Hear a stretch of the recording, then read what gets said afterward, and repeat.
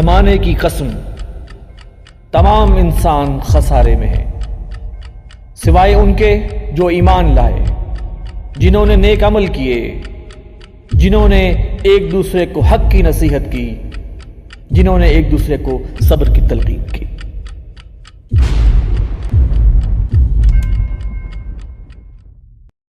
بسم اللہ الرحمن الرحیم۔ محترم ناظرین، السلام علیکم ورحمۃ اللہ وبرکاتہ۔ زمانہ گواہ ہے پروگرام میں خوش آمدید۔ ناظرین، آج کے پروگرام میں حالات حاضرہ سے ذرا ہٹ کر تنظیم اسلامی کے بارے میں بات ہوگی۔ اس کی وجہ یہ ہے کہ انشاءاللہ 16 نومبر سے تنظیم اسلامی کا سالانہ اجتماع منعقد ہو رہا ہے۔ ڈاکٹر اسرار احمد رحمۃ اللہ علیہ نے 1975 میں تنظیم اسلامی کی بنیاد رکھی۔ گویا اب اس تنظیم کو 43 ایئرز 43 سال ہو چکے ہیں اللہ کے فضل و کرم سے۔ 2001 کے اواخر سے تنظیم اسلامی کی امارت کی ذمہ داری حافظ عاکف سعید صاحب کے پاس ہے، جنہیں محترم ڈاکٹر اسرار احمد رحمۃ اللہ علیہ نے نامزد کیا اور ان کے ہاتھ پر بیعت کی۔ 14 اپریل سن 2010 کے دن بانی تنظیم اسلامی ڈاکٹر اسرار احمد رحمہ اللہ نے داعی اجل کو لبیک کہا اور اس دار فانی سے کوچ فرما گئے۔ اب ان کی وفات کو 8 سال سے زائد کا عرصہ گزر گیا ہے۔ ناظرین، آج کے پروگرام میں ہم تنظیم اسلامی، بانی تنظیم اسلامی ڈاکٹر اسرار احمد رحمۃ اللہ علیہ اور امیر تنظیم اسلامی حافظ عاکف سعید حفظہ اللہ کے بارے میں، تنظیم اسلامی کی فکر اور اس کے نظام بیعت کے حوالے سے بات کریں گے۔ آج کے پروگرام میں جو مہمان ہیں وہ تنظیم اسلامی کے دیرینہ رفقا ہیں اور کچھ خاص لحاظ سے امتیازی حیثیت رکھتے ہیں۔ میرے پہلے مہمان جناب شجاع الدین شیخ صاحب، جن کا تعلق کراچی سے ہے اور الیکٹرانک میڈیا میں ڈاکٹر اسرار احمد رحمہ اللہ کے ہونہار شاگرد اور اسکالر کے نام سے جانے جاتے ہیں۔ تنظیم اسلامی کے مدرسین کی صف اول میں ایک ممتاز مقام رکھتے ہیں۔ دوسرے مہمان جناب ڈاکٹر عبدالسمیع صاحب ہیں، جو پیشے کے لحاظ سے ڈینٹل سرجن ہیں، لیکن اس پینل میں تنظیم اسلامی کے سب سے سینئر رفیق تنظیم ہیں۔ ڈاکٹر اسرار احمد رحمۃ اللہ علیہ کے سینئر ترین شاگرد ہیں اور اس وقت نائب ناظم اعلیٰ تنظیم اسلامی بیرون پاکستان کی ذمہ داری کے عہدے پر فائز ہیں۔ جناب ایوب بیگ مرزا صاحب، جن سے آپ سب لوگ واقف ہیں، ہمارے پروگرام کے مستقل تجزیہ کار۔ بانی تنظیم اسلامی ڈاکٹر اسرار احمد رحمہ اللہ کے دیرینہ ساتھی اور حالات حاضرہ کے حوالے سے ڈاکٹر اسرار احمد رحمۃ اللہ علیہ کے معتمد ترین ساتھی، اور ان کی ایک خصوصیت یہ بھی ہے کہ بانی تنظیم کی زندگی کے تقریباً آخری 10-15 سال ان کو محترم ڈاکٹر اسرار احمد رحمہ اللہ کے قریب رہنے کا موقع ملا، اور وہ اس طرح ملا کہ ان کا دفتر بانی تنظیم کے دفتر کے بالکل ساتھ تھا، اور دن میں کئی بار دفتر میں اور نمازوں کی ادائیگی کے لیے مسجد جاتے ہوئے محترم ڈاکٹر اسرار احمد رحمہ اللہ کی معیت کا موقع ملا۔ آپ تینوں حضرات سے میرا ایک سوال اکٹھے ہے اور آپ لوگ اس کا جواب دیجئے کہ آپ تنظیم اسلامی میں کب شامل ہوئے، کیوں، کس مقصد اور کس بنیاد پر آپ نے تنظیم اسلامی میں شمولیت اختیار کی؟ جناب شجاع الدین شیخ صاحب۔ بسم اللہ الرحمن الرحیم۔ سب سے پہلے شکریہ کہ اس پروگرام میں شرکت کی آپ کی طرف سے دعوت میسر آئی۔ تنظیم اسلامی میں الحمدللہ میری شمولیت 1998 میں ہوئی تھی، اور اس کی وجہ کچھ اس طرح بنی کہ جب ہم کالج لائف میں تھے تو ہمارے کزن نے استاد محترم ڈاکٹر اسرار احمد صاحب رحمۃ اللہ علیہ کا تعارف کرایا تھا، اور جب کبھی ان کی کراچی آمد ہوا کرتی تھی، یہ بات ہو رہی ہے 91-92 کی، تو ان کو ان کے پروگرامز میں شرکت کا بھی موقع رہا، اور اس کے علاوہ زیادہ تر جو ہے ان کے ویڈیوز سے استفادے کا موقع میسر آیا۔ اسی دوران میں قرآن حکیم کا دور ترجمہ قرآن، اسی طرح منتخب نصاب جو استاد محترم ڈاکٹر اسرار احمد صاحب رحمۃ اللہ علیہ نے پیش فرمایا ہے، اسی کے نتیجے میں دین کا جو ایک جامع اور انقلابی تصور ہے وہ سامنے آیا، جس سے جو بہت بات بنیادی طور پر واضح ہو کر سامنے آئی کہ ہمارا دین ایک مکمل ضابطۂ حیات ہے، اور یہ انگریزی کے ریلیجن کی طرح چند انفرادی معاملات زندگی تک محدود نہیں بلکہ آل انکلوسیو پیکج ہے۔ پھر یہ دین اپنے ماننے والوں سے یہ تقاضا کرتا ہے کہ وہ اپنی انفرادی زندگی میں تو فوراً اللہ رب العالمین کے احکامات پر عمل درآمد کی کوشش کریں، البتہ ساتھ ساتھ ان کی یہ بھی ذمہ داری ہے کہ اللہ کی زمین پر اس کے عطا کردہ دین کو، اس کی شریعت کو نافذ کرنے کی جد و جہد کریں۔ اور مسلمان ہونے کے ناطے ہماری 3 بنیادی ذمہ داریاں بنتی ہیں کہ خود اللہ کی بندگی کرو، وما خلقت الجن والانس الا لیعبدون، اور دوسروں کو بھی بندگی کی دعوت دو کہ ختم نبوت کے بعد اب کار رسالت کی ذمہ داری امت کے کاندھوں پر ہے، اور نمبر 3 اس دین کو قائم کرنے کی، نافذ کرنے کی جد و جہد کی جائے، جو دین کا ہم سے تقاضا بھی ہے، ان اقیموا الدین ولا تتفرقوا فیہ، سورہ شورى کی آیت نمبر 13 میں۔ تو یہ باتیں اللہ کی توفیق سے، قرآن حکیم کے ذریعے سے، نبی مکرم صلی اللہ علیہ وسلم کی سیرت کے بیان کے ذریعے سے واضح ہوئیں، اور یہ بات سامنے آئی کہ مسلمان ہونے کے ناطے یہ ہماری ذمہ داریاں ہیں، اور امتی ہونے کے ناطے ہم پر یہ ذمہ داری ہے کہ اللہ سبحانہ وتعالیٰ کی دین کی دعوت اور اس کی اقامت کی جد و جہد میں اپنا حصہ ڈالا جائے۔ مزید بڑا خوش قسمت یہ کہ ملک بھی ہم نے اسلام کے نام پر حاصل کیا، تو 2 in 1 والی بات کہہ لیں، بلکہ استاد محترم 3 in 1 والی بات بھی کہا کرتے تھے، وطن کے اعتبار سے، قوم کے اعتبار سے، اور دین کے اعتبار سے، یہ تینوں باتیں تو اللہ تعالیٰ نے ہمارے لیے جمع فرما دیں۔ تو الحمدللہ کالج لائف میں یہ بات واضح تو ہو گئی تھی، لیکن ظاہر بات ہے گریجولی چیزیں آگے بڑھتی ہیں، جب انسان تعلیم کے شعبے میں ہوتا ہے تو اس کی اپنی مصروفیات اور ترجیحات کے معاملات بھی ہوتے ہیں، ہوتے ہوتے یہ بات واضح ہوتی چلی گئی، اور 1998 میں قرآن اکیڈمی کراچی میں جب تنظیم اسلامی کا اجتماع ہوا تو الحمدللہ وہاں پہ شرکت بھی ہوئی، اور اسی دوران میں بیعت کا سلسلہ آخر میں ہمیشہ کیا جاتا ہے ہمارے اجتماعات میں، تو 1998 میں تنظیم اسلامی میں باقاعدہ شمولیت اختیار کی، علی وجہ البصیرت، یہ سمجھتے ہوئے کہ کامیابی کے حصول کے لیے ہم پر لازم ہے کہ اللہ کے دین کے تقاضوں پر عمل کیا جائے۔ وہ تقاضے ان صورتوں میں ہمارے سامنے آئے، اور علی وجہ البصیرت آج تک الحمدللہ یہ بات واضح ہے کہ یہ ہماری ذمہ داریاں ہیں، اور ان ذمہ داریوں کو ادا کرنا ہمارے اکیلے کے بس کی بات نہیں، اس کے لیے اجتماعیت ضروری ہے، اور اس اجتماعیت کو میں نے الحمدللہ مفید پایا ہے، اب تک پایا ہے الحمدللہ، اس لیے علی وجہ البصیرت آج تک اس میں الحمدللہ شامل۔ ماشاءاللہ، جزاک اللہ۔ ڈاکٹر سمیع صاحب، یہی سوال میرا آپ سے بھی۔ بسم اللہ الرحمن الرحیم۔ سن 1974 کی بات ہے، جب میں BDS کا طالب علم تھا، 12 ربیع الاول تھا، چھٹی کا دن تھا، غالباً اتوار بھی تھا، میں مال روڈ سے گزر رہا تھا، تو وہاں مجھے بہت سی سائیکلیں، موٹر سائیکلیں کھڑی نظر آئیں، اور تلاوت کی آواز آئی، تو اندازہ ہوا کہ کوئی درس قرآن شروع ہو رہا ہے۔ میں گزر آیا، وہاں سے ہاسٹل کی طرف جا رہا تھا، لیکن ہائی کورٹ تک جب میں پہنچا ہوں تو مجھے اندر سے کسی چیز نے کہا کہ درس قرآن چھوڑ کے جا رہے۔ میں نے یو ٹرن لیا اور مسجد الشہداء میں وضو کر کے میں درس میں جا کے بیٹھا۔ سورہ اعراف کی وہ آیات جس میں نبی اکرم صلی اللہ علیہ وسلم کے حقوق بیان ہوئے ہیں، فالذین آمنوا بہ وعزروہ ونصروہ واتبعوا النور الذی انزل معہ، اس رکوع کا بیان تھا، اور بس ایسے لگا کہ واقعی قرآن مجید آج سمجھ میں آیا ہے، اور پہلی دفعہ نبی اکرم صلی اللہ علیہ وسلم کے ساتھ جو وفاداری کے تقاضے ہیں وہ سامنے آئے۔ اس کے بعد وہاں پر سلسلہ چل رہا تھا منتخب نصاب کا، اور آخری درس باقی تھا سورۃ الحدید کا، وہ شروع ہو گئی، اور پھر سورہ حدید میں بھی جس زوردار طریقے سے، مطلب آپ نے آنا شروع کر دیا؟ جی بالکل، ہفتہ بعد درس میں نے آنا شروع کر دیا، اور بس دیکھنا تقریر کی لذت کے جو اس نے کہا، میں نے یہ جانا کہ گویا یہ بھی میرے دل میں تھا، اور جو بھی ایک سوالات انسان کے ذہن میں اٹھتے ہیں، یعنی غیر محسوس طریقے سے وہ سارے سوالات کے جواب بھی مجھے ملتے چلے گئے، اور یہ محسوس ہوا کہ قرآن مجید بھی ڈاکٹر صاحب نے الحمدللہ سمجھا ہے، اور سمجھانے کی بھی صلاحیت ہے، اور جو راستہ یہ دکھا رہے ہیں دلائل سے یہ سامنے آ رہا تھا کہ یہی دین کا اصل راستہ ہے، اور یہ میری ذمہ داری ہے کہ میں ان کا ساتھ دوں۔ سن 1975 میں تنظیم کی تاسیس ہوئی، لیکن جس ویکینڈ پر وہاں پروگرام ہونا تھا یہاں پر، تو والد صاحب کو فون آ گیا کہ بڑے بھائی بھی آ رہے ہیں فیصل آباد، تو تم بھی آ جاؤ۔ تو میں نے محسوس کیا کہ تنظیم کی شاید میں ذمہ داریاں نبھا نہیں سکوں گا، کہ والدین کی بھی تقاضے، ان کی بھی اطاعت کرنی ہے، اور تنظیم کی اطاعت کرنی ہے، شاید میں نہ کر سکوں، لہٰذا میں تاسیسی اجلاس کے تمام جو پریلیمنری سیشنز تھے ان میں موجود رہا، لیکن جب ڈاکٹر صاحب نے فرمایا کہ اب اگلے حصے میں وہی لوگ بیٹھیں گے کہ جو تنظیم میں باقاعدہ شمولیت کا فیصلہ کر چکے ہوں، تو میں اٹھ گیا، اور مجھے یاد ہے کہ بانی تنظیم رحمہ اللہ نے مجھے کہا کہ سمیع صاحب آپ بھی جا رہے ہیں؟ میں نے کہا جی.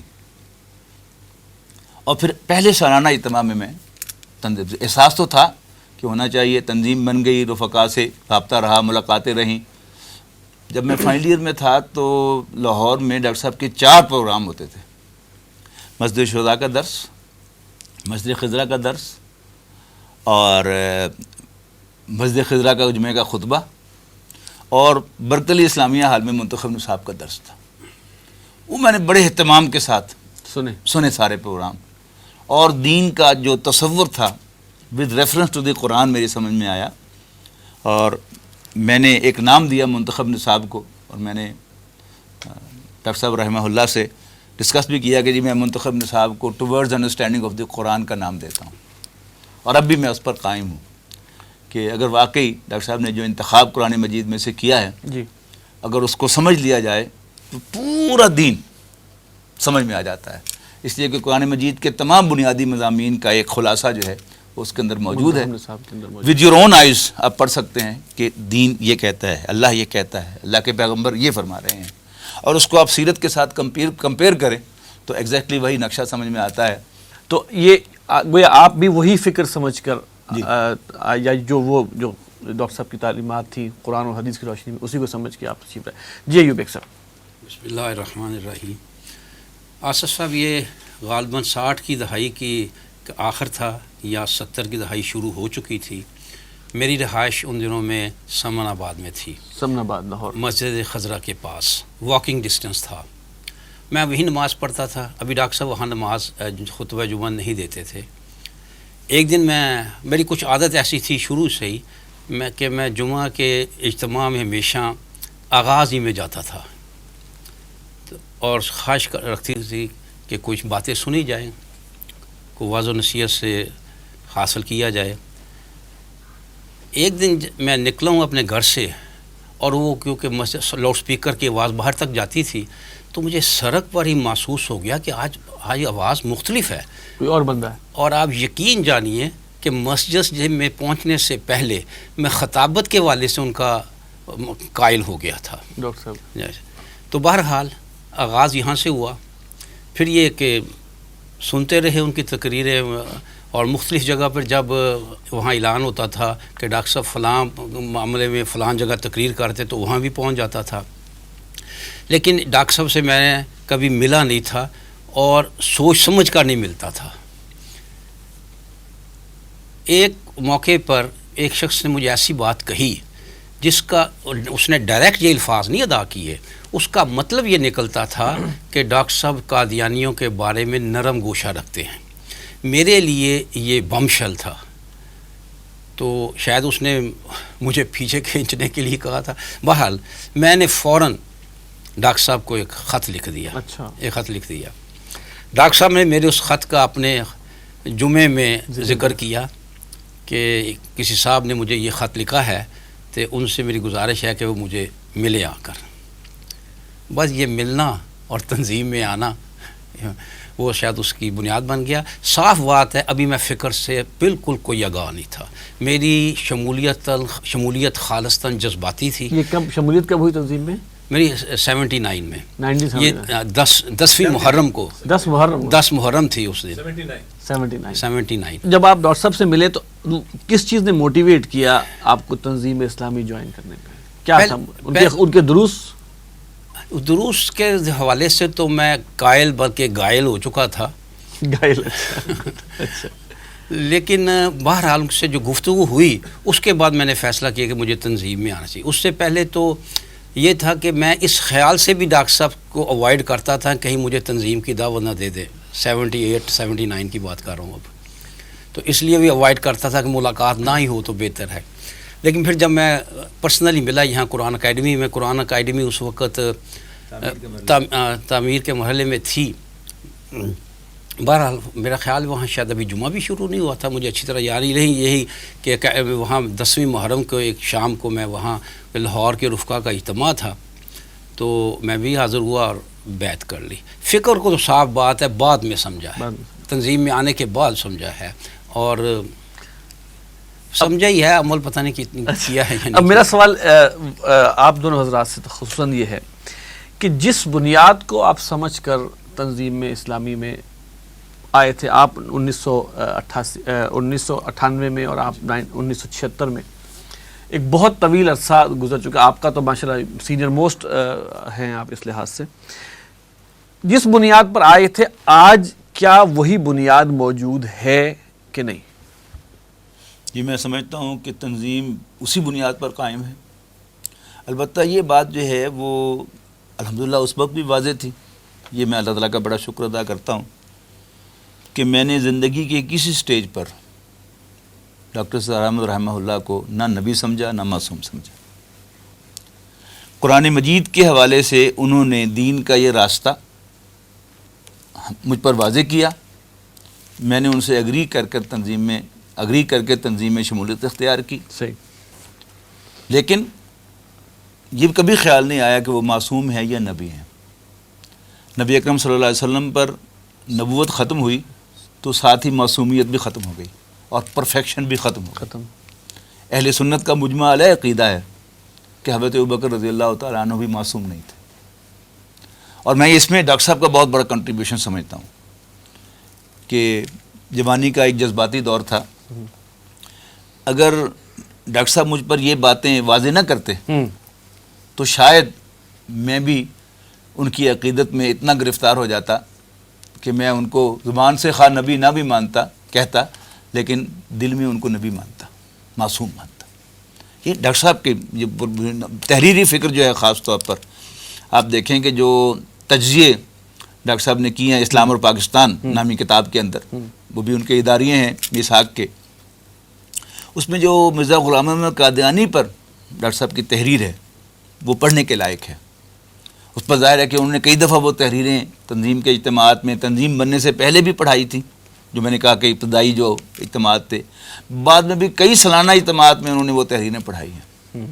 وہاں ڈاکٹر صاحب نے ایک وجہ بیان کی ہے کہ مرزا غلام احمد قادیانی جو ہے یہ نبی کیسے بن گیا۔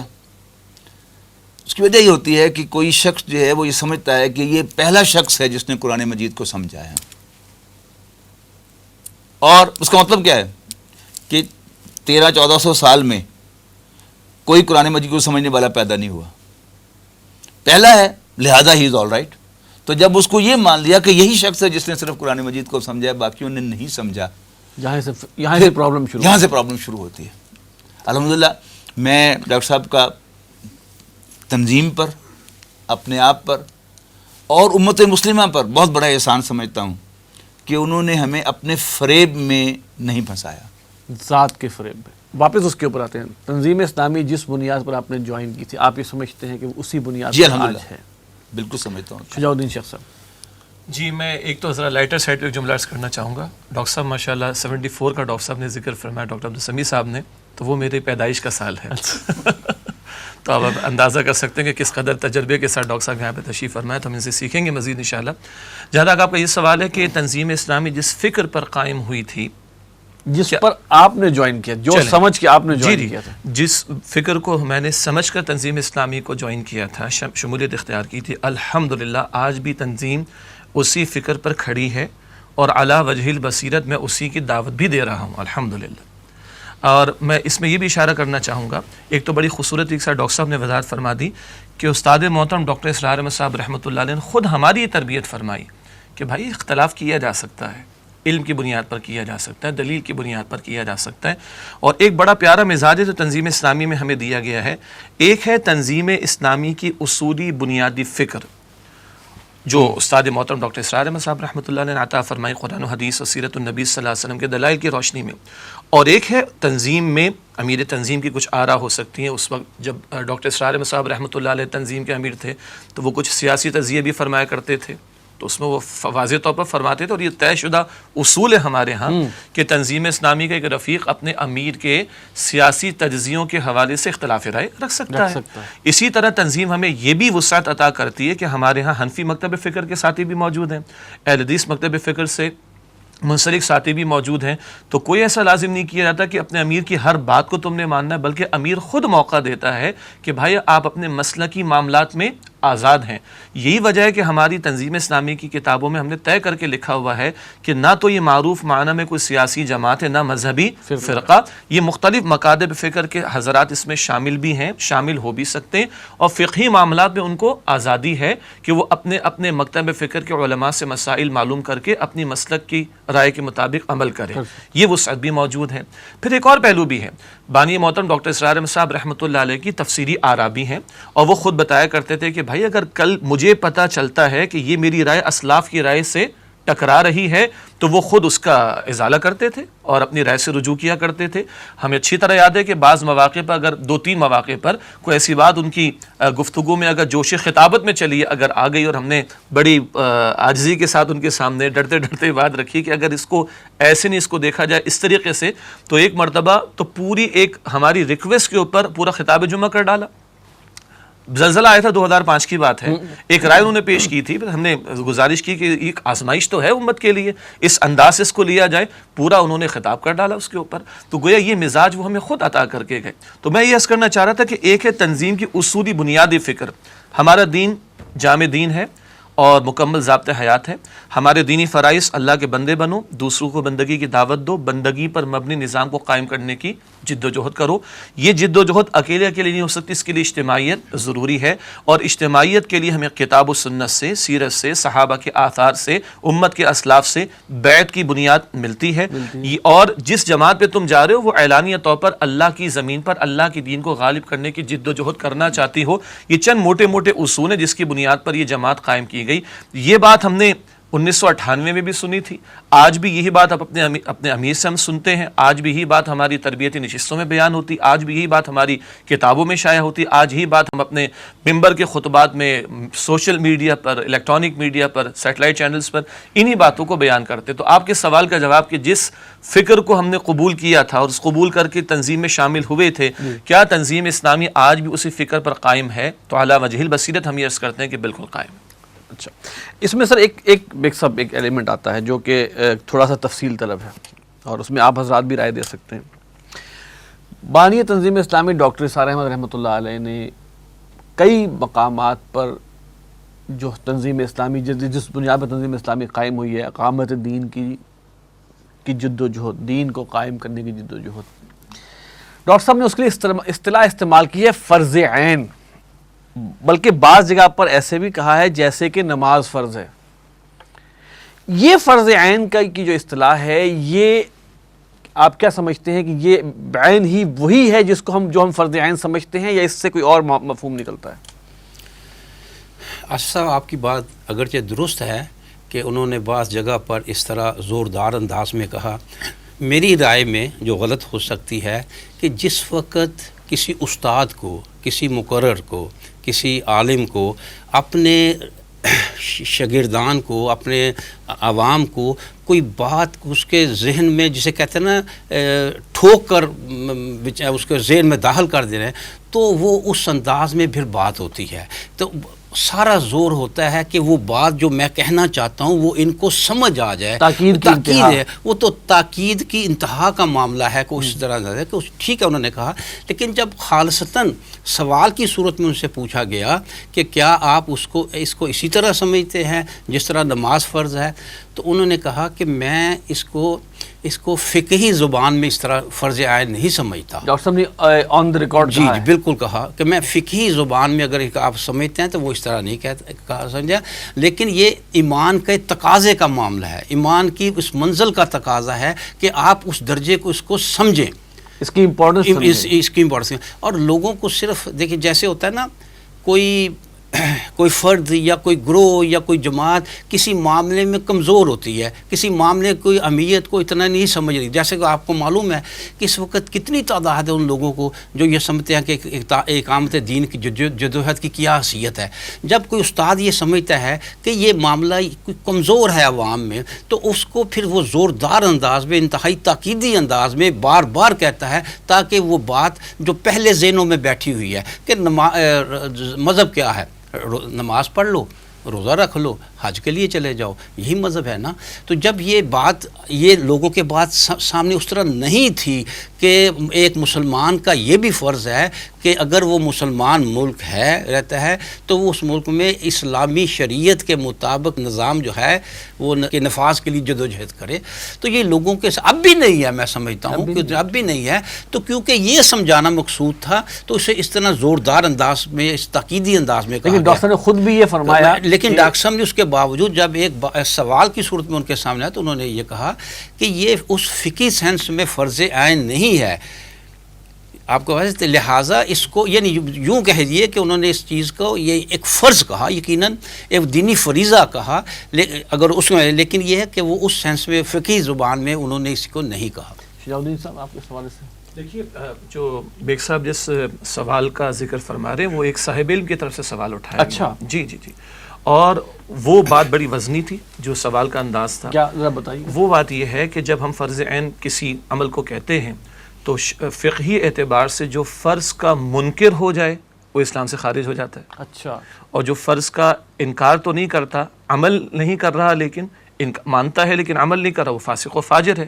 لیکن جو انکار کر دے وہ اسلام سے خارج ہو جاتا ہے. تو بانی محترم سے ڈاکٹر اسرار احمد صاحب رحمۃ اللہ علیہ سے اس فقہی ٹون میں یہ بات پوچھی گئی تو کہا بالکل نہیں، میں تو اس طور پہ نہیں اس کو مانتا، میں تو اس کو حقیقی ایمان کا تقاضا مانتا ہوں. اس کو ایک اور انداز سے لیجئے. بیگ صاحب نے بڑی پیاری وضاحت فرما دی کہ جب ایک شخص داعی دین کھڑا ہوتا ہے وہ چاہتا ہے کہ لوگ ایک بات کو تسلیم ہی نہیں کر رہے تو اس کو مختلف پیرایوں میں سمجھایا جائے. اس میں وہ فرض عین کا لفظ بھی استعمال ہوا. یہاں میں دیانتداری سے یہ بھی عرض کر دوں، ہمارے بعض اہل علم اس عہد کے انہوں نے بھی کچھ دلائل کی بنیاد پر کہیں کہیں فرض عین کے الفاظ استعمال کیے ہیں بحیثیت مجموعی امت کے لیے خلافت کا نظام قائم کرنے کے اعتبار سے. جن میں مولانا زاہد اقبال صاحب ایک مشہور عالم دین ہیں جو کراچی میں جامعۃ الرشید میں استاد بھی رہے. ان کی بڑی معروف کتاب اسلامی خلافت اور ہماری ذمہ داریاں، اور یہ کتاب تنظیم اسلامی کے مکتبوں پر بھی رہی ہے، ہم نے پڑھایا بھی اپنے شاگردوں کو اور ساتھیوں کو بھی. انہوں نے بڑی دلچسپ دلیل پیش کی ہے. جب یہ 1924 کی خلافت ختم ہوئی تو اس کے تناظر میں انہوں نے فرمایا کہ 3 دن تک تو یہ فرض کفایہ کے درجے میں بات تھی. اچھا. اور دلیل کس بات کو لے کر ہے؟ جو سیدنا عمر فاروق رضی اللہ تعالیٰ عنہ نے 6 افراد کی کمیٹی بنائی تھی کہ 3 دن کے اندر اندر طے کر لینا اور اپنی امیر مقرر کر لینا. تو فرماتے کہ 3 دن تک تو فرض کفایہ کے درجے میں تھا لیکن اب یہ پوری امت پر فرض عین کے درجے میں، مگر بحیثیت مجموعی. تو یہ ہاں، لیکن ہم اس مباحث میں زیادہ نہیں جاتے کیونکہ ہم فقہی میدان کے لوگ نہیں ہیں. یہی وجہ ہے کہ ہمارے بعض معاملات کے بیان میں ہمارے مدرسین کو، مقررین کو احتیاط کرنے کو کہا جاتا ہے. اور میں چاہتا ہوں کہ تنظیم اسلامی کے پلیٹ فارم سے یہ حوالہ بھی آ جائے. ہم بار بار لفظ استعمال کرتے ہیں مذہب مذہب مذہب. آپ کے علم ہے کہ مذہب کا لفظ ہمارے فقہاء نے بھی استعمال کیا، لیکن عام طور پر ہماری عوام الناس سے جب مذہب کا لفظ استعمال کیا جاتا ہے تو وہ انگلش کے ریلیجن کے مفہوم میں ہوتا ہے. جبکہ ہم جب فقہی مسائل جبکہ ہم اور limited to the personal affairs of life, لیکن جب ہم فقہی مسائل پڑھتے ہیں اور علماء سے سیکھتے ہیں تو کہتے ہیں مذہب حنفی تو یہ ہے، مذہب شافعی تو یہ ہے. وہاں وہ اپنے اس لٹرل مفہوم میں کہ فلاں مسئلے میں فقہ حنفی کی رائے یہ ہے تو مذہب حنفی یہ ہوگا کہ ناف کی نیچے ہاتھ باندھنا مثال کے طور پر. حالانکہ ایسا تو نہیں کہ فقہ حنفی میں اجتماعی معاملات زندگی کے لیے رہنمائی نہ دی گئی ہو، تو وہ بھی پورے دین کے مسائل بیان کیے گئے. چنانچہ ہماری احتیاط ہوتی ہے. ہمارے ایک ٹاپک ہے دین کا جامع تصور، کمپریہنسو کانسیپٹ آف اسلام. پہلے ہم اس کا جو ٹائٹل لگتے تھے وہ ہوتا تھا مذہب اور دین کا فرق. تو ہمارے بعض اہل علم نے ہمیں توجہ دلائی اور ہم نے اس توجہ کے نتیجے میں یہ احتیاط اختیار کی کہ اب اس کا ٹائٹل اور اس کا باقاعدہ سرکولر موجود ہے. تنظیم اسلامی میں اس کا سرکولر موجود ہے، اسٹینڈنگ انسٹرکشنز موجود ہیں، مدرسین کو پڑھایا جاتا ہے کہ آپ نے احتیاط کرنی.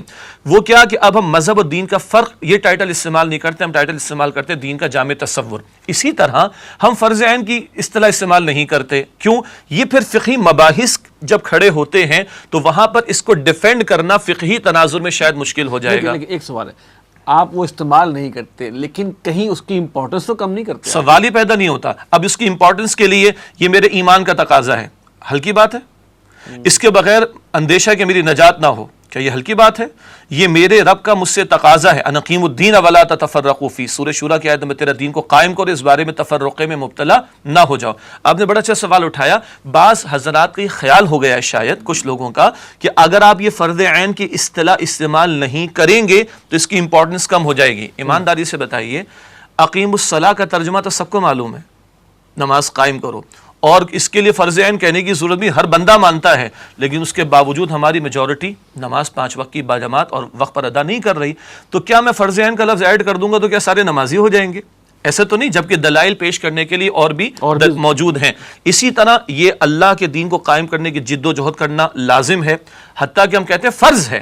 ہم عین کی اصطلاح سے اس لیے احتیاط کر رہے ہیں کہ اگر اس کو فقہی پیراڈائم میں دیکھا جائے گا تو پھر اس سوال کا جواب ہمارے لیے مشکل ہو جائے گا. صاحب یہ اگر فرض عین ہے اور اس کا انکار کرنے والا تو آپ کیا کافر کہیں گے اس کو؟ اب یہ ہمارا میدان نہیں ہے، تو یہ ہم نے احتیاط کی. البتہ یہ ایمان کا تقاضا ہے، ہمارا دینی فریضہ ہے، ہماری دینی ذمہ داری ہے. یہ نہ ہو کہ اللہ کے دین کو قائم نہ کیا جائے تو پورے کے پورے دین پر عمل نہیں ہو سکتا. اللہ کہتا ہے من لم یحکم بما انزل اللہ فاولئک هم الکافرون فاولئک هم الظالمون فاولئک هم الفاسقون. استاد محترم ڈاکٹر اسرار احمد صاحب رحمۃ اللہ علیہ کے الفاظ میں یہ تو اللہ کے فتاوی ہیں. سورہ مائدہ کی آیت 44 45 47 کیا یہ کم تاکید ہے؟ جو اللہ کے نازل کردہ کلام کے مطابق فیصلے نہیں کرتے وہی تو کافر، وہی تو ظالم، وہی تو فاسق ہیں. ادخلوا فی السلم کافہ، پورے کے پورے اسلام میں داخل ہو جاؤ. البقرہ کی آیت 85 افتؤمنون ببعض الکتاب وتکفرون ببعض، کیا تم کتاب کے بعض حصے مانتے ہو بعض نہیں مانتے، کچھ پر عمل ہے کچھ پر عمل نہیں. تو یہ جزوی دین تو قابل قبول ہونا دور کی بات ہے. فما جزاء من يفعل ذلك منكم الا خزي في الحیات الدنیا، جو تم میں سے یہ ڈویژن کر دے دین کے معاملات میں اور احکام میں، اس کی سزا اس کے سوا کیا ہے کہ دنیا میں ذلت اور رسوائی. ویوم القیامت یردون الى اشد العذاب، اور قیامت کے دن ایسے لوگوں کو شدید عذاب میں مبتلا کیا جائے. ایسے دسیوں دلائل واضح آیات کی روشنی میں اور رسالت مآب علیہ السلام کی 23 برس کی جد و جہد کو بیان کرنے کی روشنی میں اس قدر موجود ہیں کہ اگر فقط میں فرض عین کی اصطلاح استعمال نہیں کرتا تو اس بات کی تاکید میں اور ایمفیسس میں کوئی کمی واقع نہیں ہو سکتی. اچھا اس میں ایک سوال پر میں پہلے پڑھاؤں گا کہ نبی اکرم صلی اللہ علیہ وسلم کی متعدد احادیث جن میں بعض اعمال پر ایمان کی نفی کی گئی ہے. مثلا کلا ما خطبنا رسول اللہ صلی اللہ علیہ وسلم قلا ما خطبنا رسول اللہ صلی اللہ علیہ وسلم الا ان قال لا دین لمن لا عہد لہ ولا ایمان لمن لا امانۃ لہ.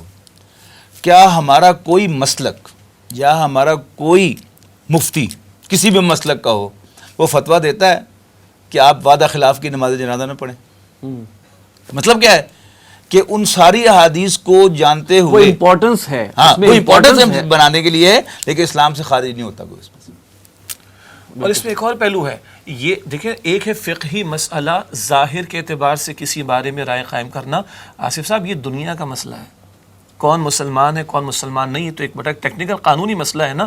میرا اور آپ کا اصل مسئلہ تو آخرت کا ہے، اور ہم تو بار بار کہہ رہے ہیں کہ آخرت میں نجات کے لیے کام کرنا لازم ہے. ہمارا تو منتخب نصاب کا درس شروع تو سورۃ العصر سے، الا الذین آمنوا کافی نہیں، وعملوا الصالحات کافی نہیں، وتواصوا بالحق بھی وتواصوا بالصبر بھی ضروری ہے. تو جب استاد محترم یہ فرماتے تھے میں تو اس کو ایمان کا تقاضا سمجھتے ہوئے بیان کرتا ہوں، تو بھائی کوئی ایمان کا تقاضا کوئی ہلکی بات ہے؟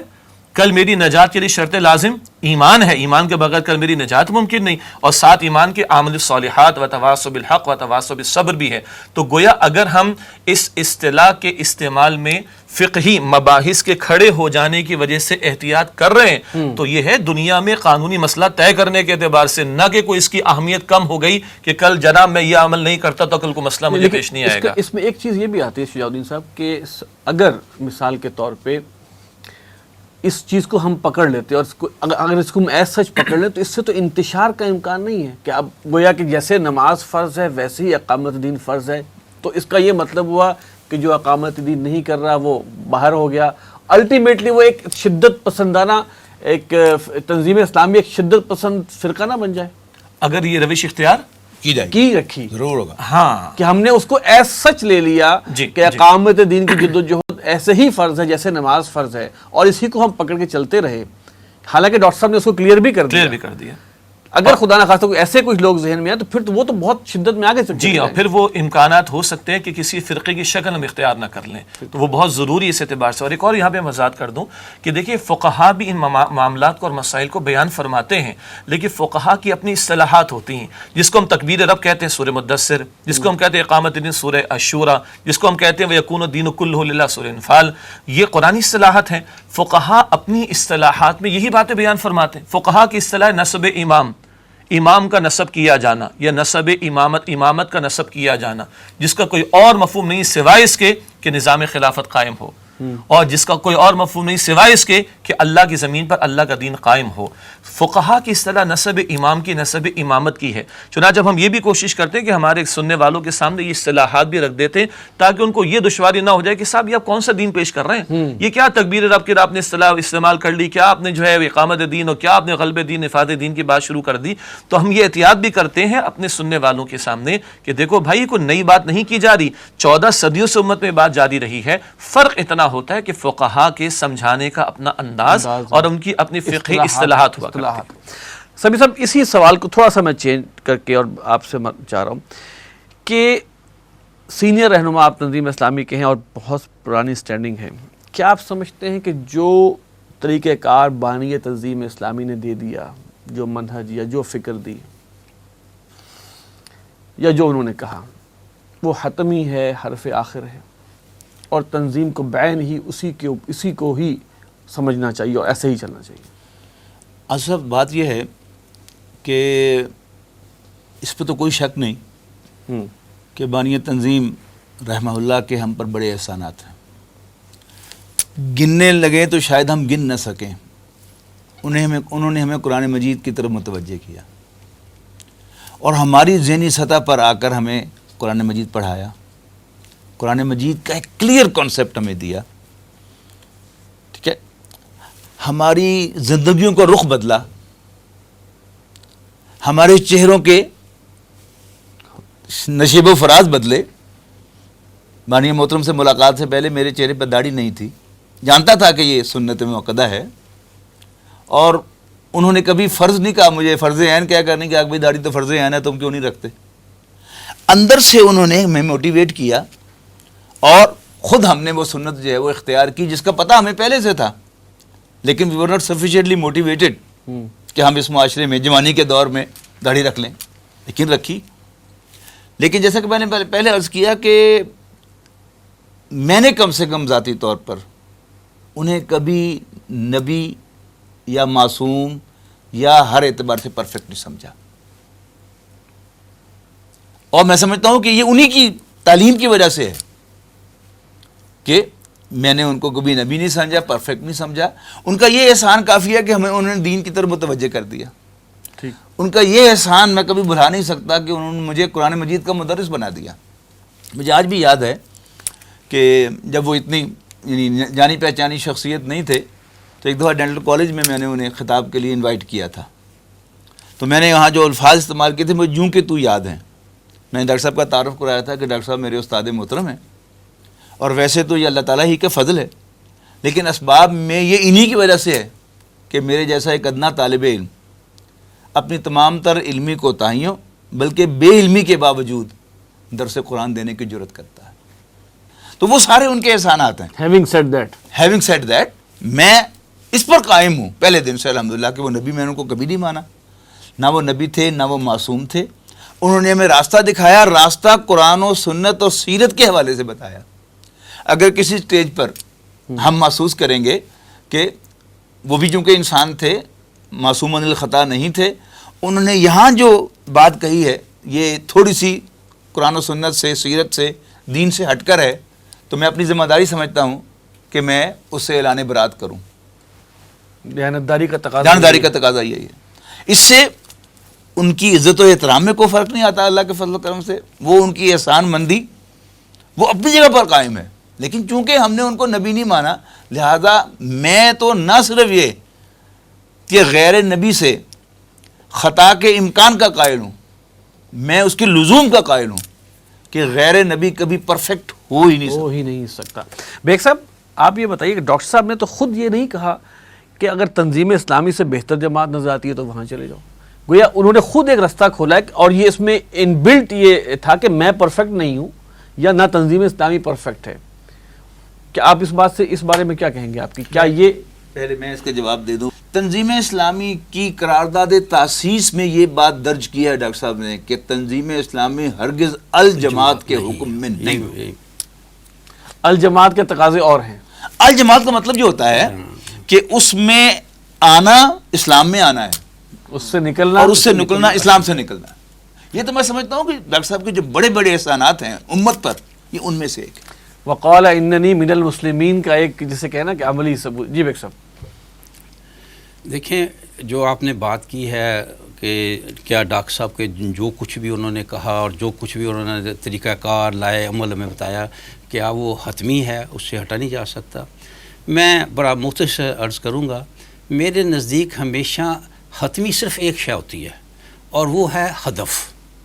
اچھا, ہدف حتمی شے ہے, اس میں کوئی چینج نہیں آنی چاہیے, اس میں چینج ناقابل قبول ہے. یعنی آج کوئی ہمیں کہہ دے کہ اقامت دین کی بجائے کوئی ہدف اپنا اور بنا لو, ہدف وہی رہے گا. ہدف جو ہے حتمی ہے, لیکن ہدف کا حصول کا معاملہ جو ہے نا وہ ڈاکٹر صاحب نے زیادہ بڑی بات کہہ دی ہے کہ اگر وہ قرآن و سنت سے ہٹ کر کہیں گے تو ہم اس میں تبدیلی کریں گے.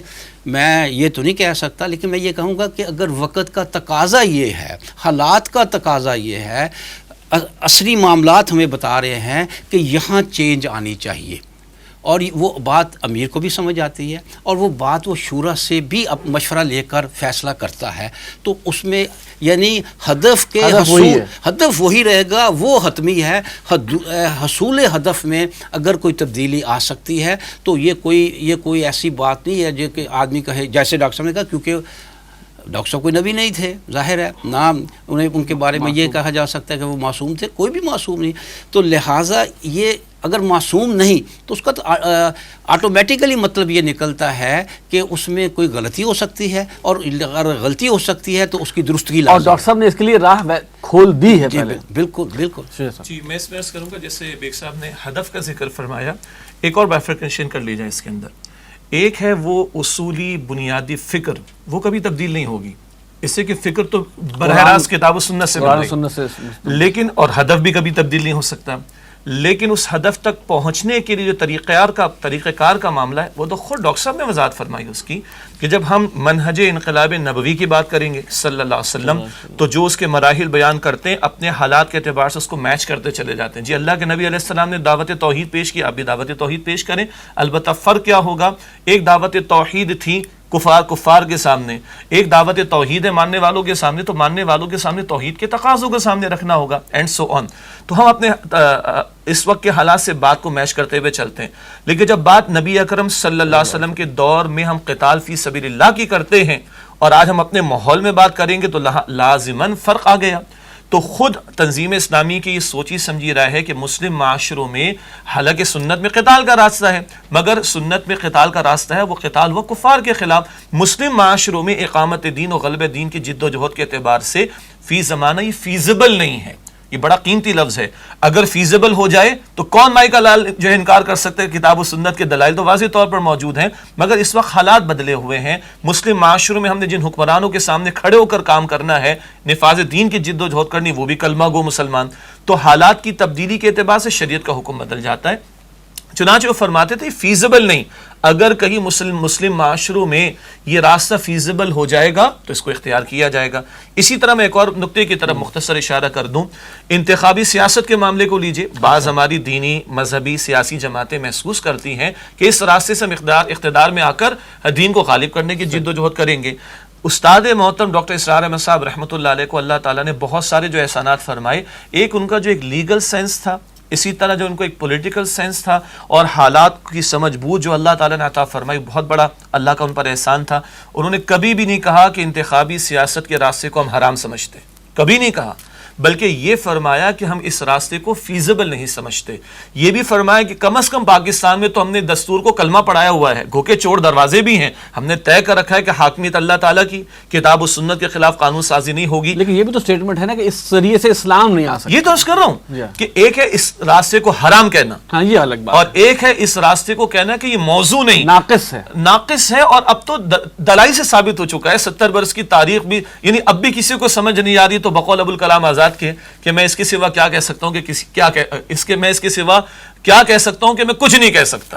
ٹھیک ہے, تو عرض کرنے کا مطلب ہے کہ جہاں تک طریقہ کار والی بات ہے, جیسے بیگ صاحب نے اشارہ فرمایا کہ حالات کی تبدیلی سے حکم کا بدلنا یہ تو شرعی قاعدہ ہے.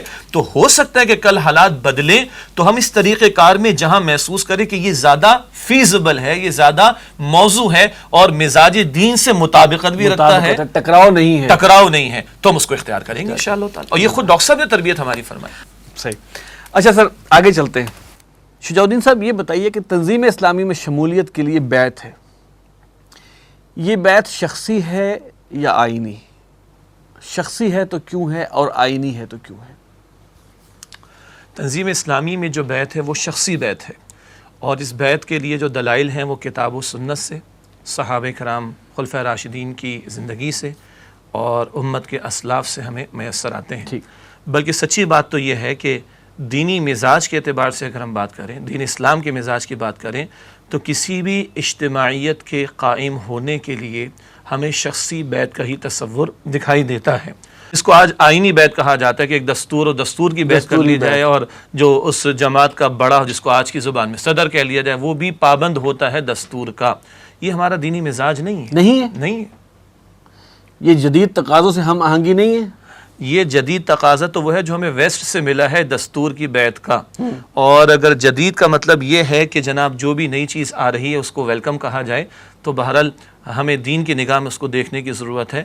ہر شے جو اچھی لگ رہی ہو, ہر شے جو جدید کے نام پر سامنے آ جائے, ہر شے جو ماڈرن کے الفاظ کے ساتھ ہمارے سامنے آ جائے, ہمارا دین بہرحال روک لگاتا ہے اس پر. اگر ایک اصولی بات کر دی جائے تو لا تقدموا بین یدی اللہ و رسولی, اپنے معاملات کو اللہ اور اس کے رسول علیہ السلام سے آگے نہ بڑھاؤ. اور علماء نے بڑا پیارا نقطہ لکھا کہ یہاں کسی خاص معاملے کا ذکر نہیں ہوا, تو گویا ہر معاملے میں اپنے معاملے کو اللہ اور اس کے رسول کی عطا کردہ حدود کے اندر رکھا جائے.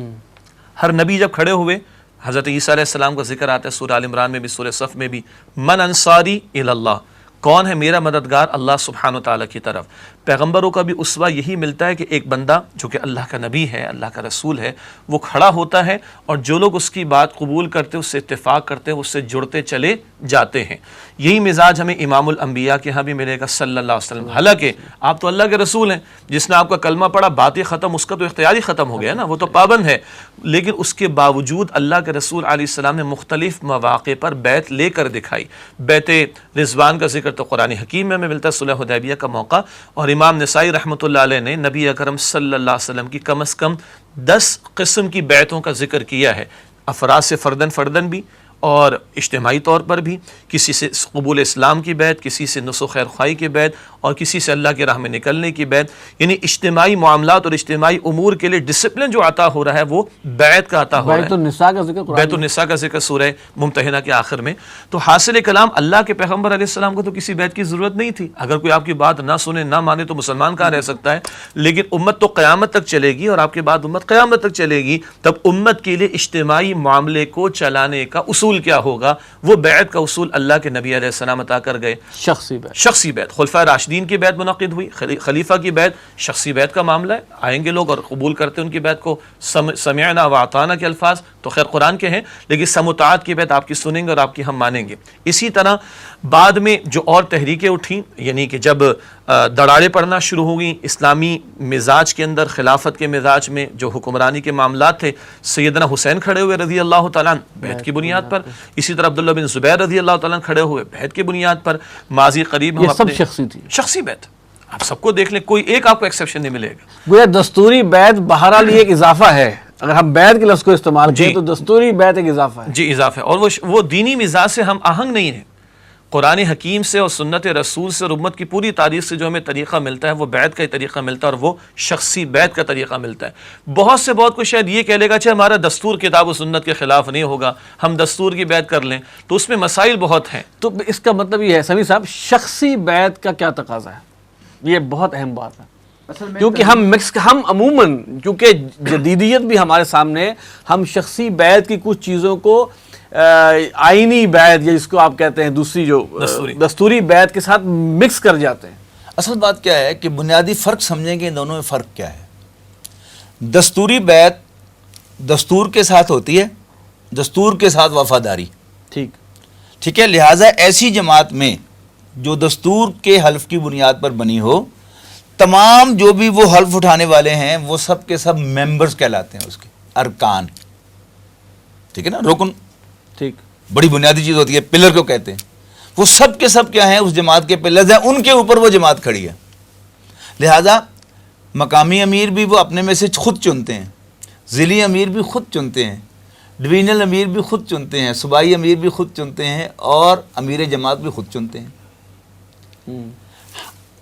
بانی محترم رحمہ اللہ نے ہمیں ممبرز نہیں کہا, رفقا کہا ہے. کس کے رفقا؟ امیر کے رفقا. امیر ایک بینر لے کے کھڑا ہوتا ہے کہ میں اولاً پاکستان میں اور پھر پوری دنیا میں اللہ کے دین کا جھنڈا لہرانے کے لیے کوشش آ رہا ہوں میدان میں, کون میرا ساتھ دیتا ہے, جیسے انہوں نے فرمایا من ساری اللہ. تو ہم سب نے اولاً بانی تنظیم رحمہ اللہ کے ہاتھ میں ہاتھ دیا کہ ہم آپ کے ساتھ ہیں, اور اس کے بعد حافظ عاقب سعید صاحب کے ہاتھ میں ہم نے ہاتھ دیا کہ ہم آپ پر اعتماد کرتے ہیں اور آپ کے ساتھ ہیں. تو ہم رفقا ہیں, ٹھیک, ممبرز نہیں ہیں. اچھا, اب شخصی بیعت کے حوالے, اب اسی کو میں تھوڑا سا کنٹینیو کروں گا. اب ہم نے بیعت کر لی ایک امیر کے ہاتھ پہ, پہلے بانی تنظیم اسلامی امیر تھے, اب حافظ عاقب سعید صاحب امیر ہیں. میں ایک ایز این انڈیویجول اگر یہ محسوس کرتا ہوں, پہلی بات تو چلے یہ بتائیں کہ اس جو بیعت ہے, اگر آپ اس میں وہ جو بیعت ہے اس کے تقاضے میں کیا یہ بات شامل ہے کہ میں امیر کی ہر بات مانوں, یا امیر کی ایسے کون سے موقع ہوں گے جب میں کہوں گا جی میں آپ کی بات نہیں مان سکتا؟ دیکھیے, جب اللہ کے پیغمبر صلی اللہ علیہ وسلم کی احادیث کا مطالعہ کرتے ہیں تو بڑی بھاری بھرکم بات ہمارے سامنے آتی ہے, الا ان تروا کفرا بواحا, یعنی کہ امیر کی حکم ماننے سے انکار کب کیا جا سکتا ہے؟ جی, تو حدیث شریف میں دو باتیں آئیں, جب تم اس میں کھلا کفر دیکھو, کھلا کفر, جی, جس کی دلیل بھی تمہارے پاس موجود ہو, اور دلیل میری عقل سے نہیں آئے گی, دلیل کتاب و سنت کی دلیل سے آئے گی. فیہ من اللہ جس کا دوسرا مطلب کیا ہوا کہ میں نے اپنے امیر کی ہر بات کو ماننا ہے, الا یہ کہ وہ مجھے معصیت کا حکم دے رہا ہے, شریعت کے خلاف حکم دے رہا ہے, اور جس کی دلیل میرے پاس موجود ہے, وہاں تو میں اپنے امیر کی بات کو ماننے سے انکار کر سکتا ہوں. لیس دین دیٹ مجھے اپنے امیر کی بات کو ماننا ہے. مشکل لگ رہی ہے بہت بات, لیکن دنیا کے ہر ادارے میں ڈسپلن چلتا ہے. ہم ہمیشہ کہتے ہیں boss is always right, rule number 1. Rule number 2, if disagreed, refer to rule number 1. اور ہر جگہ ڈسپلن ہے انتہائی ادب کے ساتھ. ایک بچہ, ایک نوجوان جاب کر رہا ہے, 6 بجے اس کو آف ہوتا ہے, نکل پڑا وہ اپنے آفس سے, گھر پہنچنے میں اس کو آدھا گھنٹہ لگتا ہے, 25 منٹ گزر چکے, گھر سے 5 منٹ دور ہے, ابھی باس کا فون آتا ہے, بیٹا واپس آ جاؤ. فوراً وہ موٹر سائیکل روکتا ہے, ایک فون گھر پہ کرتا ہے, اگر تو شادی شدہ ہے تو بیوی کو کرتا ہے, کب آئیں گے واپس, جی کچھ نہیں پتا, باس نے بلایا. اور اگر غیر شادی شدہ تو ذرا ذب سے امی سے کہتا ہے, امی جان بس وہ میں آپ کو بتا دوں گا. وہ پوچھتا نہیں اپنے باس سے کہ کیا یہ آنا فرض ہے میرے لیے, یہ آنا لازم ہے, بس باس نے کہا تو فوراً. یہ ڈسپلن آپ کو ہمیں آفیسز میں دکھائی دیتا ہے, کچھ جگہ یہ ڈسپلن آپ کو تبھی ادارے چلتے ہیں, تبھی ادارے چلتے ہیں, ورنہ ادارہ نہیں چل سکتا. اور اللہ کے پیغمبر علیہ السلام ادارے کی یعنی اجتماعی طور پر ہمیں اتنا آگے چلانے کو لے گئے ہیں کہ آپ صلی اللہ علیہ وسلم نے یہ تک فرمایا کہ 3 افراد بھی سفر میں جا رہے ہوں تو ایک کو اپنا امیر بنا لو. تو گویا ہمارا دین ڈسپلنڈ دین ہے, اجتماعیت والا دین. آزاد نہیں, آزادی جو ویسٹرن آزادی ہے وہ نہیں دیتا. نہیں ہے, بالکل نہیں, کیونکہ آزاد جو ادھر رہے گا وہ کل جہنم میں پابند ہوگا, اللہ ہم سب کی حفاظت فرمائے, اور جو ادھر پابند ہے وہ کل انشاءاللہ جنت میں آزاد ہوگا. الدنیا سجن المؤمن و جنت الکافر. سجن کا ہے, پابند کا, سجن, قید. سمیع صاحب, ایک رفیق تنظیم یہ سمجھتا ہے, اب دیکھیں انہوں نے اسپیکٹرم جسے کہتے ہیں وہ لمٹ ایسی لگا دی کہ یا تو وہ کفر بواح جس کا کہ دلیل ہمارے پاس کتاب اللہ سے موجود ہو, تو یا وہ کسی غلط کام کا حکم دے رہا ہو, معصیت کا حکم, یعنی کہ گناہ کا حکم دے رہا ہو. تو یہ ایک بہت بڑا ایک دائرہ ہے. ایک رفیق تنظیم یہ سمجھتا ہے اپنے تئیں, اس میں بھی میں ایک بات ایڈ کروں گا کہ معصیت بھی ایگریڈ اپون معصیت ہونی چاہیے. یعنی میں اس کو معصیت سمجھتا ہوں فلانی حدیث کی روح سے, I don't think it can work.